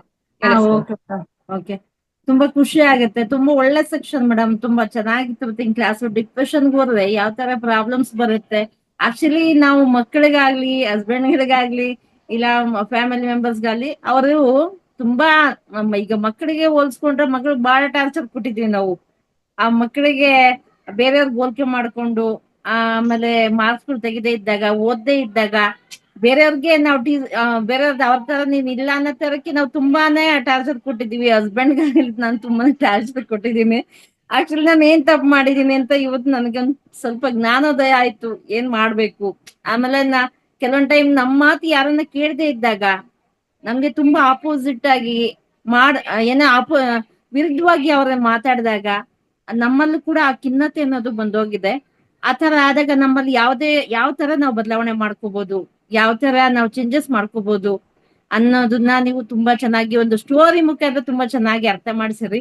ನಾವು ಬೇರೆಯವ್ರಿಗೆ ಸಂತೋಷನ ಕೊಟ್ರೆ ಭಗವಂತ ನಮ್ಗೂ ಕೂಡ ಸಂತೋಷನ ನಮ್ಮನ್ನ ಕೂಡ ಸಂತೋಷವಾಗಿ ಇಟ್ಟಿರ್ತಾನೆ ಅಂತ ತುಂಬಾ ಅರ್ಥಪೂರ್ಣವಾಗಿ ಇವತ್ತು ಕ್ಲಾಸ್ ಅದ್ಭುತವಾಗಿದೆ. ಏನು ಧ್ಯಾನ ಲೋಕ ಈ ಒಂದು ಅಕ್ಷಯ ಪಾರ್ವೆ ನನಗೆ ಇದಕ್ಕೆ ಬರೋಕ್ ಮುಂಚೆ ನಾನ್ ಡಿಫೆನ್ಸ್ ಎಲ್ಲ ಇದ್ದಿದ್ದು ಮುಗ್ದೋಗಿದೆ ನನ್ನ ಲೈಫ್ ಅನ್ನೋ ಒಂದು ಫೀಲ್ ಅಲ್ಲಿ ಇದ್ದಿದ್ದು. ಆ ಟೈಮಲ್ಲಿ ರಂಗನಾಥ್ ಮಾಸ್ಟರ್ ಕಡೆಯಿಂದ ನನ್ಗೆ ಈ ಒಂದು ಅಕ್ಷಯ ಪಾತ್ರೆ ಸಿಕ್ಕಿದ್ದು ಮೇಡಮ್. ಒಂದೊಂದು ದಿನ ಒಂದೊಂದು ಟೈಮ್ಗೆ ಒಂದೊಂದು ಬ್ಯಾಚ್ ಒಂದೊಂದು ತರ ಲೈಫ್ ಇದೆ.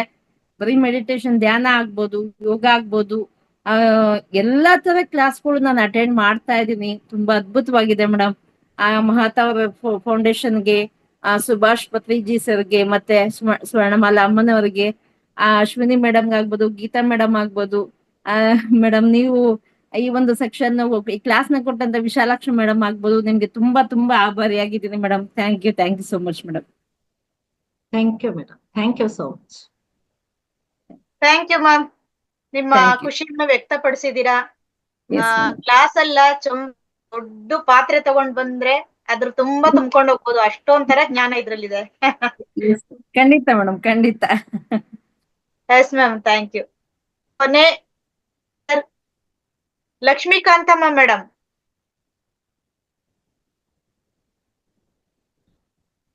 ಲಕ್ಷ್ಮೀಕಾಂತಮ್ಮ ಮೇಡಮ್ ಹ್ಯಾಂಡ್ ರೈಸ್ ಮಾಡಿದ್ರು, ಮತ್ತೆ ಲೋವರ್ ಹ್ಯಾಂಡ್ ಆಗಿದೆ.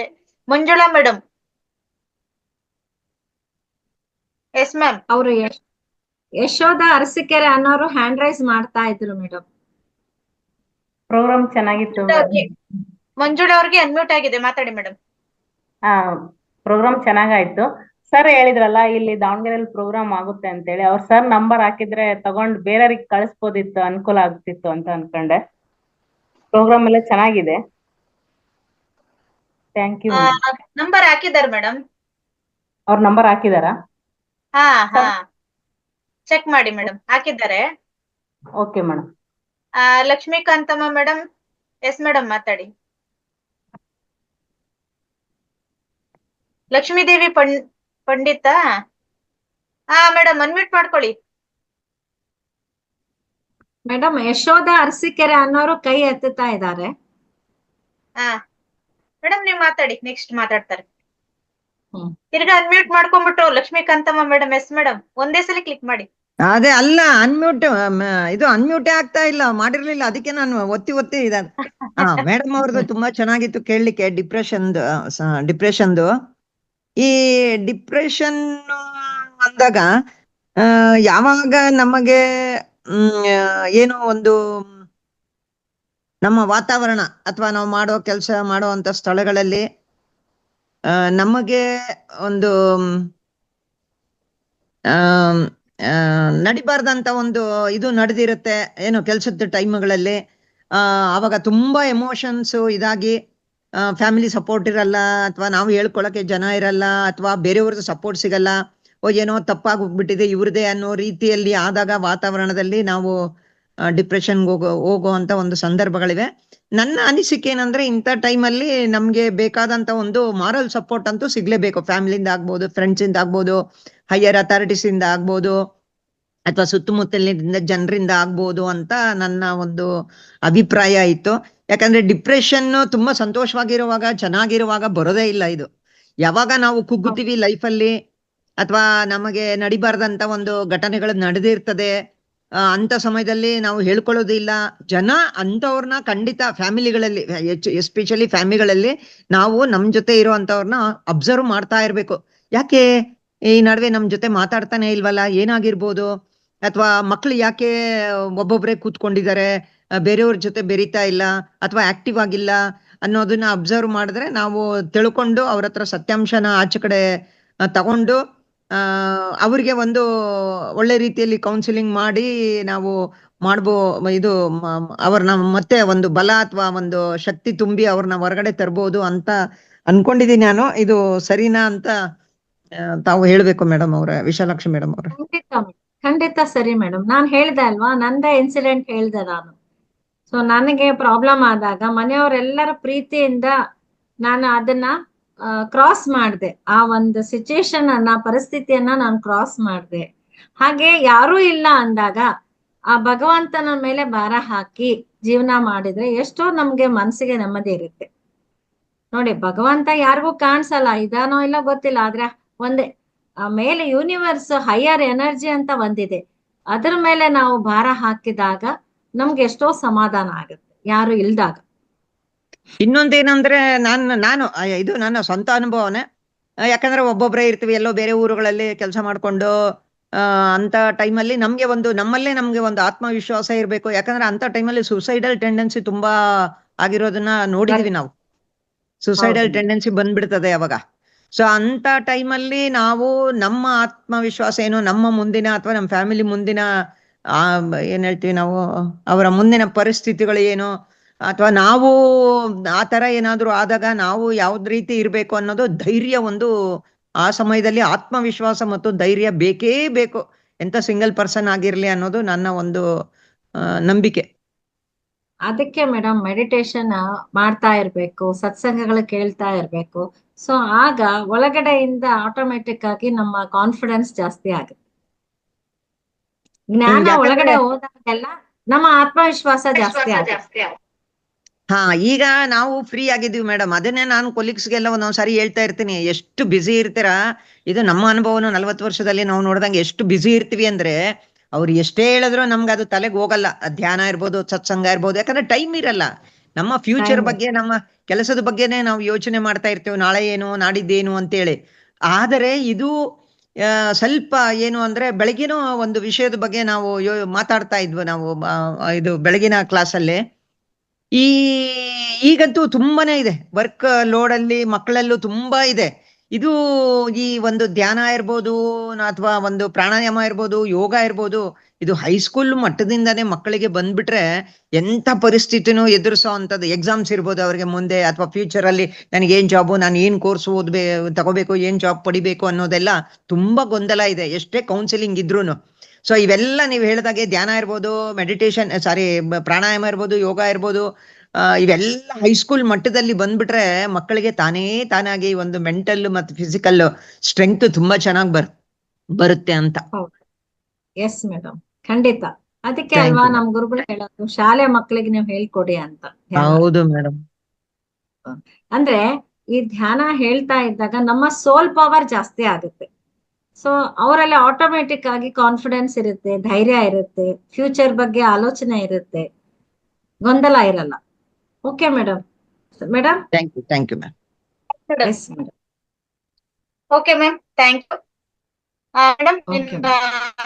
ರಾಜಶೇಖರ್ ಸರ್ ಸ್ವಲ್ಪ ಮಾತಾಡ್ಬೇಕು ಅಂತ ಅನ್ಕೊಂಡಿದ್ದಾರೆ. ಎಸ್ ಸರ್, ಮಾತಾಡಿ, ಕಾರ್ಯಕ್ರಮ ಸಂಪನ್ನ ಮಾಡೋಣ. ಅನ್ಮ್ಯೂಟ್ ಮಾಡ್ಕೊಳ್ಳಿ.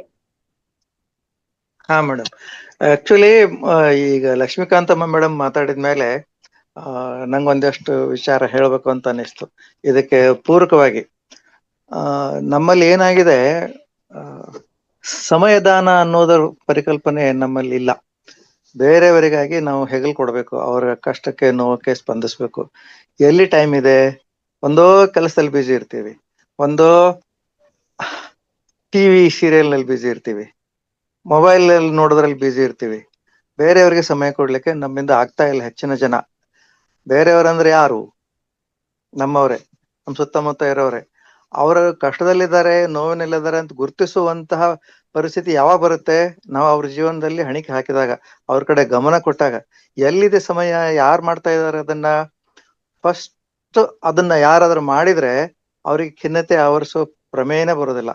ಆತ್ಮಹತ್ಯೆಗೆ ಹೋಗುವಾಗ ಅಮೆರಿಕದಲ್ಲಿ ಒಂದು ಇದಿದೆ, ಅಲ್ಲಿ ಆತ್ಮಹತ್ಯೆ ಪಾಯಿಂಟ್ಗಳಿದಾವೆ. ಬೆಟ್ಟದಿಂದ ಕೆಳಗ್ ಬಿದ್ದು ಆತ್ಮಹತ್ಯೆ ಮಾಡ್ಕೊಳ್ತಾರೆ. ಅಲ್ಲಿ ಒಬ್ರು ಕುರ್ಚಿ ಹಾಕೊಂಡು ಕೂತಿರ್ತಾರೆ ಅಜ್ಜ. ಯಾರಾದ್ರೂ ಅಲ್ಲಿ ಇನ್ನೇನು ಹಾರ್ಕೋಬೇಕು ಅನ್ನುವಾಗ ಅವ್ರು ಬಂದ್ ಭುಜ ತಟ್ಟಿ ಮಾತಾಡ್ತಾರೆ. ಅವ್ರಿಗೆ ಏನ್ ತೊಂದ್ರೆ ನಿನಗೆ, ಬಾ ಇಲ್ಲಿ ಮಾತಾಡೋಣ ಅಂತ ಹೇಳಿ ಅವ್ರ ಸಮಸ್ಯೆಯನ್ನ ಕೇಳ್ತಾರೆ. ಕೇಳಿದ್ರೆ ಸಾಕು, ಆ ಸಮಸ್ಯೆಗೆ ಪರಿಹಾರ ಸಿಗುತ್ತೆ. ಆ ಸೊಲ್ಯೂಷನ್ ಇರದೇ ಇರ್ಬೋದು, ಅವ್ರ ಹೊಟ್ಟೆಯೊಳಗಿಂದ ಹೊರಗೆ ಬಂದ್ಬಿಟ್ರೆ ಸಾಕು, ಅವ್ರಿಗೆ ಎಷ್ಟೋ ರಿಲೀಫ್ ಆಗುತ್ತೆ. ಆಮೇಲೆ ಆತ್ಮಹತ್ಯೆ ಯೋಚನೆ ಬರಲ್ಲ. ಇದು ಮನೆಗಳಲ್ಲಿ, ಆಫೀಸ್ಗಳಲ್ಲಿ, ಕಚೇರಿಗಳಲ್ಲಿ ಸುತ್ತಮುತ್ತ ನಾವು ಗಮನಿಸಿದಾಗ, ಸ್ವಲ್ಪ ಕೀನಾಗಿ ಗಮನಿಸಿದಾಗ ತೊಂದರೆಯಲ್ಲಿರೋರು ನಮ್ಗೆ ಸಿಗ್ತಾರೆ. ಬಟ್ ಆ ಒಂದು ಇದನ್ನೇ ನಾವು ಕಳ್ಕೊಂಡ್ಬಿಟ್ಟಿದ್ದೀವಿ ಹೆಚ್ಚಿನ ಜನ. ಬೇರೆಯವ್ರ ಜೀವನದಲ್ಲಿ ಒಂದು ನಮಗೆ ವ್ಯವಧಾನ ಇಲ್ಲ, ನಮಗೆ ಪುರ್ಸೊತ್ತು ಇಲ್ಲ, ಓಡ್ತಾ ಇದೀವಿ. ಇದು ಹೈಸ್ಕೂಲ್ ಅಲ್ಲ, ಆಕ್ಚುಲಿ ಇದು ಬೇಕಾಗಿರೋದು ತಾಯಿ ಪ್ರೆಗ್ನೆಂಟ್ ಆದಾಗ, ಅಂದ್ರೆ ಗರ್ಭಸ್ಥ ಶಿಶು ಅವಳ ಹೊಟ್ಟೆಯಲ್ಲಿದ್ದಾಗ ತಾಯಿ ಧ್ಯಾನ ಮಾಡಿದರೆ, ಆ ತಂದೆ ಆಗ್ಲಿರುವವ ತಾಯಿ ಆಗ್ಲಿರೋಳು ಧ್ಯಾನ ಮಾಡಿದರೆ, ಆ ಕುಟುಂಬದಲ್ಲಿ ಅಜ್ಜ ಆಗುವವರು ಅಥವಾ ಅಜ್ಜಿ ಆಗುವವರು ಅಥವಾ ಇನ್ನಿತರ ಕುಟುಂಬದ ಸದಸ್ಯರು ಎಲ್ಲರೂ ಧ್ಯಾನ ಮಾಡಿದಾಗ ಆ ಹುಟ್ಟುವ ಮಗುವಿಗೆ ಆ ಧ್ಯಾನದ ಲಾಭ ಮೊದಲೇ ಸಿಕ್ಬಿಡುತ್ತೆ. ಅಭಿಮನ್ಯು ಅರ್ಜುನ ಬಗ್ಗೆ ನಾವು ಕೇಳಿದೀವಿ, ನಾವು ಅರ್ಜುನ ಮಗಂದು ತಾಯಿ ಗರ್ಭದಲ್ಲಿದ್ದಾಗಲೇ ಕೃಷ್ಣ ಹೇಳಿದ್ದು ಸುಭದ್ರೆಗೆ, ಅದು ಅರ್ಥ ಮಾಡ್ಕೊಳ್ತು, ಅದು ಜ್ಞಾನ ಸಿಕ್ತು ಅಂತ ಹೇಳಿ. ಈಗ್ಲೂ ಅದೇ ಇದನ್ನ ನಾವು ಟೆಕ್ನಿಕ್ ಅನ್ನ ಯೂಸ್ ಮಾಡಬೇಕು. ಅದಕ್ಕೆ ನಮ್ಮ ಫಸ್ಟ್ ಟಾರ್ಗೆಟ್ ಮಕ್ಕಳಿಗೆ ಧ್ಯಾನ ಹೇಳೋಕ್ಕಿಂತ ಮುಂಚೆ ಮದುವೆ ಆಗುವ ಯುವಕರಿಗೆ ಧ್ಯಾನ ಸಿಗ್ಬೇಕು. ಅದು ಸಿಗ್ಬೇಕು ಅಂತ ಹೇಳಿದ್ರೆ ಸಮಾಜ ನಾವೆಲ್ಲ ಪ್ರಯತ್ನ ಪಡ್ಬೇಕು. ಮದುವೆ ಆಗೋ ದಿನಾನೇ ಧ್ಯಾನ ಹೇಳ್ಕೊಡ್ಬೇಕು ಅವ್ರಿಗೆ, ಆ ತರ ಬುಕ್ಸ್ ಕೊಡ್ಬೇಕು, ಅವ್ರಿಗೆ ಕ್ಲಾಸ್ ಮಾಡ್ಬೇಕು. ಧ್ಯಾನ ಮಾಡಿದ್ರೇನೆ ನೀನ್ ಮದುವೆಗೆ ಪರ್ಮಿಷನ್ ಕೊಡ್ತೀನಿ ಅಂತ ತಾಯಿ ತಂದೆ ಹೇಳ್ಬೇಕು. ಯಾಕಂದ್ರೆ ನಮ್ಮಲ್ಲಿ ಎಲ್ಲದಕ್ಕೂ ನಾಲೆಜ್ ಇದೆ, ಎಲ್ಲದಕ್ಕೂ ಕೋರ್ಸ್ಗಳಿದಾವೆ. ಮದುವೆ ವೈವಾಹಿಕ ಜೀವನ ಹೆಂಗ್ ಮಾಡ್ಬೇಕು ಅನ್ನೋದಕ್ಕೆ ಕೋರ್ಸ್ ಇಲ್ಲ. ಮಕ್ಕಳನ್ನ ಹೆತ್ತ ಮೇಲೆ ಯಾವ ರೀತಿ ಅವ್ರನ್ನ ಬೆಳೆಸ್ಬೇಕು ಅನ್ನೋದಕ್ಕೆ ಕೋರ್ಸ್ ಇಲ್ಲ. ಡಿಗ್ರಿ ಮಾಡ್ಲಿಕ್ಕೆ ಕೋರ್ಸ್ ಇದೆ, ಇಂಜಿನಿಯರಿಂಗ್, ಮೆಡಿಕಲ್, ಡಾಕ್ಟರ್, PG ಏನೆಲ್ಲ PhD ಮಾಡ್ಲಿಕ್ಕೆ ಕೋರ್ಸ್ಗಳಿದೆ. ಅದು ಹೊಟ್ಟೆಪಾಡಿಗಾಯ್ತು, ಜೀವನೋಪಾಯಕ್ಕಾಯ್ತು. ಆದ್ರೆ ಜೀವನ ಕೌಶಲ್ಯದ ಬಗ್ಗೆ ಯಾರಿಗೂ ಟ್ರೈನಿಂಗ್ ಇಲ್ಲ. ಏನ್ ನೋಡ್ತೀವಿ, ತಾಯಿ ತಂದೆ ನೋಡ್ತೀವಿ, ಅಜ್ಜ ಅಜ್ಜಿ ನೋಡ್ತೀವಿ, ಬೇರೆಯವ್ರು ನೋಡ್ತೀವಿ, ಅವ್ರು ನೋಡಿ ನಾವು ಕಲಿತೀವಿ. ಅವ್ರದ್ದು ಸರಿಯಾದ ರೋಲ್ ಮಾಡೆಲ್ ಆಗಿರ್ತಿದ್ರೆ, ಅವರೇ ಆನಂದವಾಗಿ ಸುಖವಾಗಿ ಆರೋಗ್ಯವಾಗಿ ಇರ್ತಿದ್ರೆ ನಮಗ್ ಅದೇ ಮಾಡಲ್ ಆಗುತ್ತೆ. ಜೀವನ ಅಂದ್ರೆ ಇದೆ ಅನ್ಕೋತೀವಿ. ಆ ಕಾರಣದಿಂದಾಗಿ ಮಗು ಇದ್ದಾಗ ಸಿಕ್ಕರೆ ಒಳ್ಳೇದಾಗುತ್ತೆ ಅಂತ ಹೇಳಿ ಇದನ್ನ ಹೇಳ್ಬೇಕು ಅಂತ ಅನಿಸ್ತು. It is A very important point Lakshmikanthamma ಅದನ್ನ ಹೇಳಿದ್ದು. ಇದನ್ನ ಗಮನಿಸಿ ನಾವು ನಮ್ಮ ಜೀವನದಲ್ಲಿ ಸ್ವಲ್ಪ ಬೇರೆಯವರಿಗಾಗೂ ಸಹಿತ ಸಮಯ ಕೊಡ್ಬೇಕು, ನಮಗಾಗಿ ಮಾತ್ರ ಅಲ್ಲ. ಸೆಲ್ಫ್ ಸೆಂಟರ್ಡ್ ಆಗಿದೀವಿ ನಾವು. ಇಷ್ಟು ಹೇಳ್ತಾ ನೀವು ಕಾರ್ಯಕ್ರಮ ಸಂಪನ್ನ ಮಾಡ್ರಿ, ಟೈಮ್ ಆಗಿದೆ. 2ನೇ ಸರ್ತಿ ಮಾತಾಡ್ಬೇಕಾಯ್ತು, ಕ್ಷಮಿಸಿ. Thank you so much for giving me opportunity. Okay sir, ಸಮಯ ದಾನ ಮಾಡಕ್ಕೆ ಯಾರಿಗೂ ಟೈಮ್ ಇಲ್ಲ ನಿಜ. ಆದ್ರೆ ನಮ್ಮ ಪಿರಮಿಡ್ ಮಾಸ್ಟರ್ಸ್ ಸಾಕಷ್ಟು ಸಮಯ ದಾನವನ್ನ ಧ್ಯಾನಿಗಳಿಗೋಸ್ಕರ ಮಾಡ್ತಾರೆ. ಇಲ್ಲ, ನಾವ್ ಮಾಡ್ತಾ ಇದೀವಿ. ನಾನು ಅಂದ್ರೆ ಬೇರೆಯವರಿಗೆ ಬೆರಳು ಮಾಡಿ ಚುಚ್ಚೋ ಬದಲು ಅದನ್ನ ನಾವು ಅಂತ ನಾ ಹೇಳ್ಕೊಂಡೆ ಅಷ್ಟೇ ಹೊರತು ಅದು ನಡೀತಾ ಇದೆ ಅಂತ ನನ್ಗೆ ಹೇಳ್ತಾ ಇದ್ದೆ ಅಷ್ಟೇ. ಇಲ್ಲ ಸರ್, ಈ ಒಂದು ವೇದಿಕೆ ಬಂದಿರೋದ್ರಿಂದ ಎಷ್ಟೋ ಜನರು ಹೇಳ್ತಾ ಇದ್ದಾರೆ ನೀವ್ ಇದಕ್ ಜಾಯಿನ್ ಆಗಿ ನೀವು ಆರಾಮ್ ಇರ್ತೀರಿ ಅಂತ. ಸಾಕಷ್ಟು ಒಂದು ಬದಲಾವಣೆ ಬರ್ತಾ ಇದೆ, ಜನರಲ್ಲಿ ಸುಧಾರಣೆ ಆಗ್ತಾ ಇದ್ದಾರೆ. ಎಷ್ಟೋ ವಯಸ್ಸಾದವರು ಮನೆಯಲ್ಲಿ ಸತ್ಸಂಗಗಳನ್ನ ಕೇಳಿ ಧ್ಯಾನ ಮಾಡಿ ಅವರ ಒಂದು ನಿರಾಶೆಯನ್ನ, ಆ ಒಂದು ಜಿಗುಪ್ಸೆಯನ್ನ ಕಳ್ಕೊಳ್ತಾ ಇದ್ದಾರೆ ಸಾಕಷ್ಟು ಜನ. ಅನ್ನೋದು ಸಾಕಷ್ಟು ಅವರಿಗೆ ಸಹಾಯ ಮಾಡ್ತಾ ಇದೆ ಸರ್. ತುಂಬಾ ಒಳ್ಳೆ ವೇದಿಕೆ ಆಗಿದೆ ಇದು, ಆನ್ಲೈನ್ ವೇದಿಕೆ. ಅವ್ರು ಎಲ್ಲಿ ಹೋಗ್ಬೇಕಾಗಿಲ್ಲ, ರೆಡಿ ಆಗ್ಬೇಕಾಗಿಲ್ಲ, ಅವರಿಗೆ ಕರ್ಕೊಂಡು ಹೋಗ್ಬೇಕು ಅಂತಿಲ್ಲ. ಜಸ್ಟ್ ಅವ್ರಿಗೆ ಒಂದು ಮೊಬೈಲ್ ಕೊಟ್ಬಿಟ್ರೆ ಅವರು ಆ ಕೆಲಸ ಮಾಡ್ಕೊಂಡು ತುಂಬಾ ಜನ ಒಂದು ಬೇಜಾರನ್ನ ಕಳ್ಕೊಳ್ತಾ ಇದ್ದಾರೆ. Okay sir, thank you madam. Okay madam, ಸಮಯ ಆಗಿದೆ. Okay sir, thank you. Lakshmikanthamma madam ತಿರ್ಗಾ ಹ್ಯಾಂಡ್ ರೈಸ್ ಮಾಡಿದ್ದಾರೆ. ಕ್ಷಮಿಸಿ, ಸಮಯ ಅಭಾವ. ಮಾತಾಡ್ಬೇಕು ಅಂತಂದ್ರೆ ನಾವು ಈಗ ಮೇಡಮ್ ಹೇಳಿದ್ರು, ನಾವು ಪಿರಮಿಡ್ ಮಾಸ್ಟರ್, ನಾವು ಸಮಯ ದಾನ ಅಂತ ಹೇಳಿದ್ರು. ಖಂಡಿತವಾಗ್ಲೂ ನಾವು ಅದಕ್ಕೆ ಅವಕಾಶ ಕೊಡ್ತೀವಿ. ತಾಳ್ಮೆ ಇರೋದು ನಮಗೆ ಅಲ್ವಾ? Yes madam, ಮಾತಾಡ್ಬಿಡಿ. 1 ನಿಮಿಷದೊಳಗಡೆ ಮಾತಾಡ್ತಾರೆ ಮೇಡಮ್. Next Krishna sir. ಒಬ್ಬೊಬ್ರು ಮಾತಾಡೋವಾಗ್ಲೂನು ಅದು ಒಂದೊಂದು ಯೋಚನೆ ಬರ್ತಾ ಇರ್ತದೆ. ಈಗ ಇದ್ರಲ್ಲಿ ತಾವೆಲ್ಲ ಎಷ್ಟೋ ಸೀನಿಯರ್ ಮಾಸ್ಟರ್ಸ್ ಇದ್ದೀರಾ. ಈಗ ರಾಜಶೇಖರ್ ಸರ್, ಓಶೋ ಇದ್ರೊಳಗಿರ್ಬೋದು. ಯಾಕಂದ್ರೆ ನಾವು ಬಾಯಲ್ಲಿ ಹೇಳ್ಬೋದು, ಮನಸ್ಸು ಇರ್ಬೋದು ನಮಗೆ, ಬಟ್ ಪ್ರಯತ್ನಗಳಿಗೆ ನಾನೇ ಬೆಳಿಗ್ಗೆ ಮಾತಾಡುವಾಗ ನಾನು ಆಮೇಲೆ ರಂಗನಾಥ್ ಸರ್ ಹತ್ರ ಮಾತಾಡ್ಬೇಕು. ಈ ದೊಡ್ಡ ದೊಡ್ಡ ಸಂಸ್ಥೆಗಳು, ಈಗ PSSM ಎಲ್ಲ ಇದೆ, PMC ಅವರೆಲ್ಲ ಇದ್ದಾರೆ. ಅದರಲ್ಲಿ ಎಷ್ಟೋ ಒಳ್ಳೆ ದೊಡ್ಡ ಮಾಸ್ಟರ್ಗಳೆಲ್ಲ ಇದ್ದಾರೆ. ಅವರ ಸಹಾಯದಿಂದ ನಿಜವಾಗ್ಲೂ ಇದು ಒಂದು, ಯಾಕಂದ್ರೆ ನೀವು ಈಗ ಮೇಡಮ್ ವಿಶಾಲಾಕ್ಷ ಮೇಡಮ್ ಹೇಳಿದಂಗೆ ಎಷ್ಟೋ ಪ್ರಯತ್ನಗಳು ನಡೀತಾ ಇದೆ. ಆದರೆ ಇದು ನಾವು ನಿರೀಕ್ಷೆಯ ಮಟ್ಟ ಹೋದಾಗ ನಿಜವಾಗ್ಲೂ ನಾವು ಸಮಾಜನ ಆದಷ್ಟು ಬೇಗ, ಅಂದ್ರೆ ಮುಂದಿನ ಜನಾಂಗವನ್ನ ನಾವು ಆದಷ್ಟು ಬೇಗ ಬದಲಾವಣೆ ಮಾಡ್ಲಿಕ್ಕೆ ಅನುಕೂಲ ಆಗುತ್ತೆ ಅಂತೇಳಿ ನನ್ನ ಒಂದು ರಿಕ್ವೆಸ್ಟ್. ಒಂದು ಅಳಿಲು ಒಂದು ಇದು ಏನು ಅಂದ್ರೆ ಕನ್ಸರ್ನು ಅಷ್ಟೇ.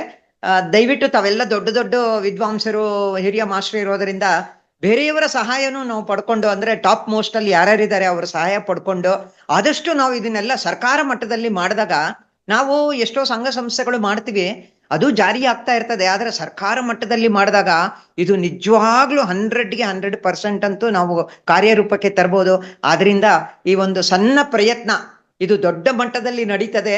ಯಾರ್ಯಾರು PMC PSSM ದೊಡ್ಡ ದೊಡ್ಡ ಸಂಸ್ಥೆಗಳಲ್ಲಿದ್ದಾರೆ, ಒಂದು ಪ್ರಯತ್ನ ಮಾಡಿ ನಾವು ಸರ್ಕಾರ ಮಟ್ಟದಲ್ಲಿ ಹೇಗೆ ಇವಾಗ ಇಂಟರ್ನ್ಯಾಷನಲ್ ಯೋಗ ಬಂತು, ಇಂಟರ್ನ್ಯಾಷನಲ್ ಮೆಡಿಟೇಷನ್ ಡೇ ಬಂತು, ಮತ್ತೆ ಮಕ್ಕಳಿಗೆ ಯೋಗ ಮಾಡಿಸ್ಲೇಬೇಕು ಅಂತಿತ್ತು. ಈ ಮೆಡಿಟೇಷನ್ ಅನ್ನೋದನ್ನ ತಂದ್ಬಿಟ್ರೆ ಮುಂದೆ ನಮ್ಮ ಆಸ್ಪತ್ರೆಗಳೆಲ್ಲ ಕ್ಲೋಸ್ ಆಗಿ ಮೆಡಿಟೇಷನ್ ಸೆಂಟರ್ಗಳಾಗೋ ಮಟ್ಟಕ್ಕೆ ಬರ್ತವೆ ಅಂತ ನನ್ನ ಒಂದು ಅನಿಸಿಕೆ. ಎಸ್ ಮೇಡಮ್, ಖಂಡಿತ madam. Thank you madam. Okay ನಿಮ್ ಮೇಡಮ್. ಮನಸ್ಸಲ್ಲಿದ್ದು ಹೊರಗಡೆ thank you madam. Thank you madam. ಈಗ Thank you, ಕೊನೆಯದಾಗಿ ಕೃಷ್ಣರಾವ್ ಸರ್ ನನಗೆ ಮೊನ್ನೆ ಹ್ಯಾಂಡ್ ರೈಸ್ ಮಾಡಿದ್ದೆ, ನೀವು ಅವಕಾಶ ಕೊಡ್ಲಿಲ್ಲ ಅಂತ ಅವ್ರು ಹೇಳಿದ್ರು. ಅದಕ್ಕಾಗಿ ಕೃಷ್ಣರಾವ್ ಸರ್ ಮಾತಾಡ್ಬಿಡಿ, ಅನ್ಮ್ಯೂಟ್ ಮಾಡ್ಕೊಳ್ಳಿ. ನಮಸ್ತೆ ಮೇಡಮ್, ಅಶ್ವಿನಿ ಮೇಡಮ್. ನಮಸ್ತೆ ಸರ್. ವಿಶಾಲಾಕ್ಷಿ ಮೇಡಮ್ ಅವರು ಚೆನ್ನಾಗಿ ಹೇಳಿದ್ದಾರೆ. ಡಿಪ್ರೆಷನ್ ನಮಸ್ತೆ. ಹೋಗೋದು ಬಗ್ಗೆ ಹಲವಾರು ರೀತಿ, ಹಲವಾರು ರಾಜಶೇಖರ್ ಸರ್ ಆಗಲಿ, ಲಕ್ಷ್ಮೀಕಾಂತ ಮೇಡಮ್ ಆಗಲಿ ಬಹಳಷ್ಟು ವಿವರಣೆ ಕೊಟ್ರು. ತಾವು ಅಶ್ವಿನಿ ಮೇಡಮ್ ಅವರು ಬಹಳಷ್ಟು ಜನರನ್ನ ಡಿಪ್ರೆಷನ್ಗೆ ಹೋಗೋರಿಗೆ, ತೊಂದರೆಗಳಿದ್ದವರಿಗೆ ಎಲ್ಲರನ್ನು ಕೈ ಹಿಡಿದು ಜಗ್ತದ ಫೌಂಡೇಶನ್ ದಿನಾಲು ಅದೇ ಕೆಲಸ ಮಾಡ್ತಿದ್ದಾರೆ. ಯಾವುದೇ ತೊಂದರೆ ಇದ್ದು ನಮ್ಮ ಮೆಡಿಟೇಷನ್ ಗುಣ ಆಗುತ್ತೆ, ಎಲ್ಲರೂ ಒಳ್ಳೇದಾಗುತ್ತೆ ಅಂತೇಳಿ ಡೈಲಿ ಹೇಳ್ತಾ ಇರ್ತಾರೆ. ಅದಕ್ಕಾಗಿ ಅಶ್ವಿನಿ ಮೇಡಮ್ ಮತ್ತೆ ನನ್ನ ನಮಸ್ಕಾರವನ್ನು ತಿಳಿಸುತ್ತಾ, ಫೌಂಡೇಶನ್ಗೆ ದಿನಾಲು ನಾವು ಒಳ್ಳೆ ಜ್ಞಾನವನ್ನು ಕೊಡ್ತಾ ಇರ್ತಕ್ಕಂಥ ಫೌಂಡೇಶನ್ ರಾಜಶೇಖರ್ ಗುರುಜಿ, ನಾಗರಾಜ್ ಗುರುಜಿ ಎಲ್ಲರಿಗೆ ಮತ್ತೊಮ್ಮೆ ನಮಸ್ಕರಿಸುತ್ತಿದ್ದೇನೆ. ಅಶ್ವಿನಿ ಮೇಡಮ್ ಆಗಿ Yes, sir. ಮತ್ತೊಮ್ಮೆ thank you sir. Thank you so much sir. Okay madam, ಕಾರ್ಯಕ್ರಮ ಸಂಪನ್ನ ಮಾಡೋಣ. ಓಕೆ ಸರಿ. ಮೇಡಮ್, ಇವತ್ತು ನಮಗೋಸ್ಕರ ನೀವು ಡಿಪ್ರೆಷನ್ ಅನ್ನುವಂತಹ ಜ್ಞಾನವನ್ನು ತಿಳಿಸ್ಕೊಟ್ಟಿದ್ದೀರಾ. ಇಲ್ಲಿವರೆಗೂ ನಮ್ಮ ಮಾಸ್ಟರ್ ಕೇಳುವಂತಹ ಪ್ರಶ್ನೆ ಅನಿಸಿಕೆಗಳಿಗೆ ಸಮಾಧಾನವಾಗಿ ಉತ್ತರ ಕೊಟ್ಟು ಸಹಕರಿಸಿದ್ದಕ್ಕೆ ನಿಮ್ಗೆ ಮತ್ತೊಮ್ಮೆ ಕೃತಜ್ಞತೆಗಳು madam. Thank you madam. Thank you. Thank you. Okay masters, ಇಲ್ಲಿಯವರೆಗೂ ಭಾಗವಹಿಸಿದ ನಿಮ್ಮೆಲ್ಲರಿಗೂ ಹಾಗೂ ಯೂಟ್ಯೂಬ್ ನ ವೀಕ್ಷಕರಿಗೂ ಧನ್ಯವಾದಗಳನ್ನು ತಿಳಿಸುತ್ತಾ, ಉತ್ತಮವಾದ ಆಲೋಚನೆ, ಪಾಲನೆ ಹಾಗೂ ಔಷಧರಹಿತ ಜೀವನ ನಮ್ಮದಾಗಿದೆ ಅಂತ ಹೇಳ್ತಾ ಇವತ್ತಿನ ಕಾರ್ಯಕ್ರಮ ಇಲ್ಲಿಗೆ ಸಂಪನ್ನ ಮಾಡ್ತಾ ಇದ್ದೀವಿ. ಎಲ್ಲರಿಗೂ ಧನ್ಯವಾದಗಳು.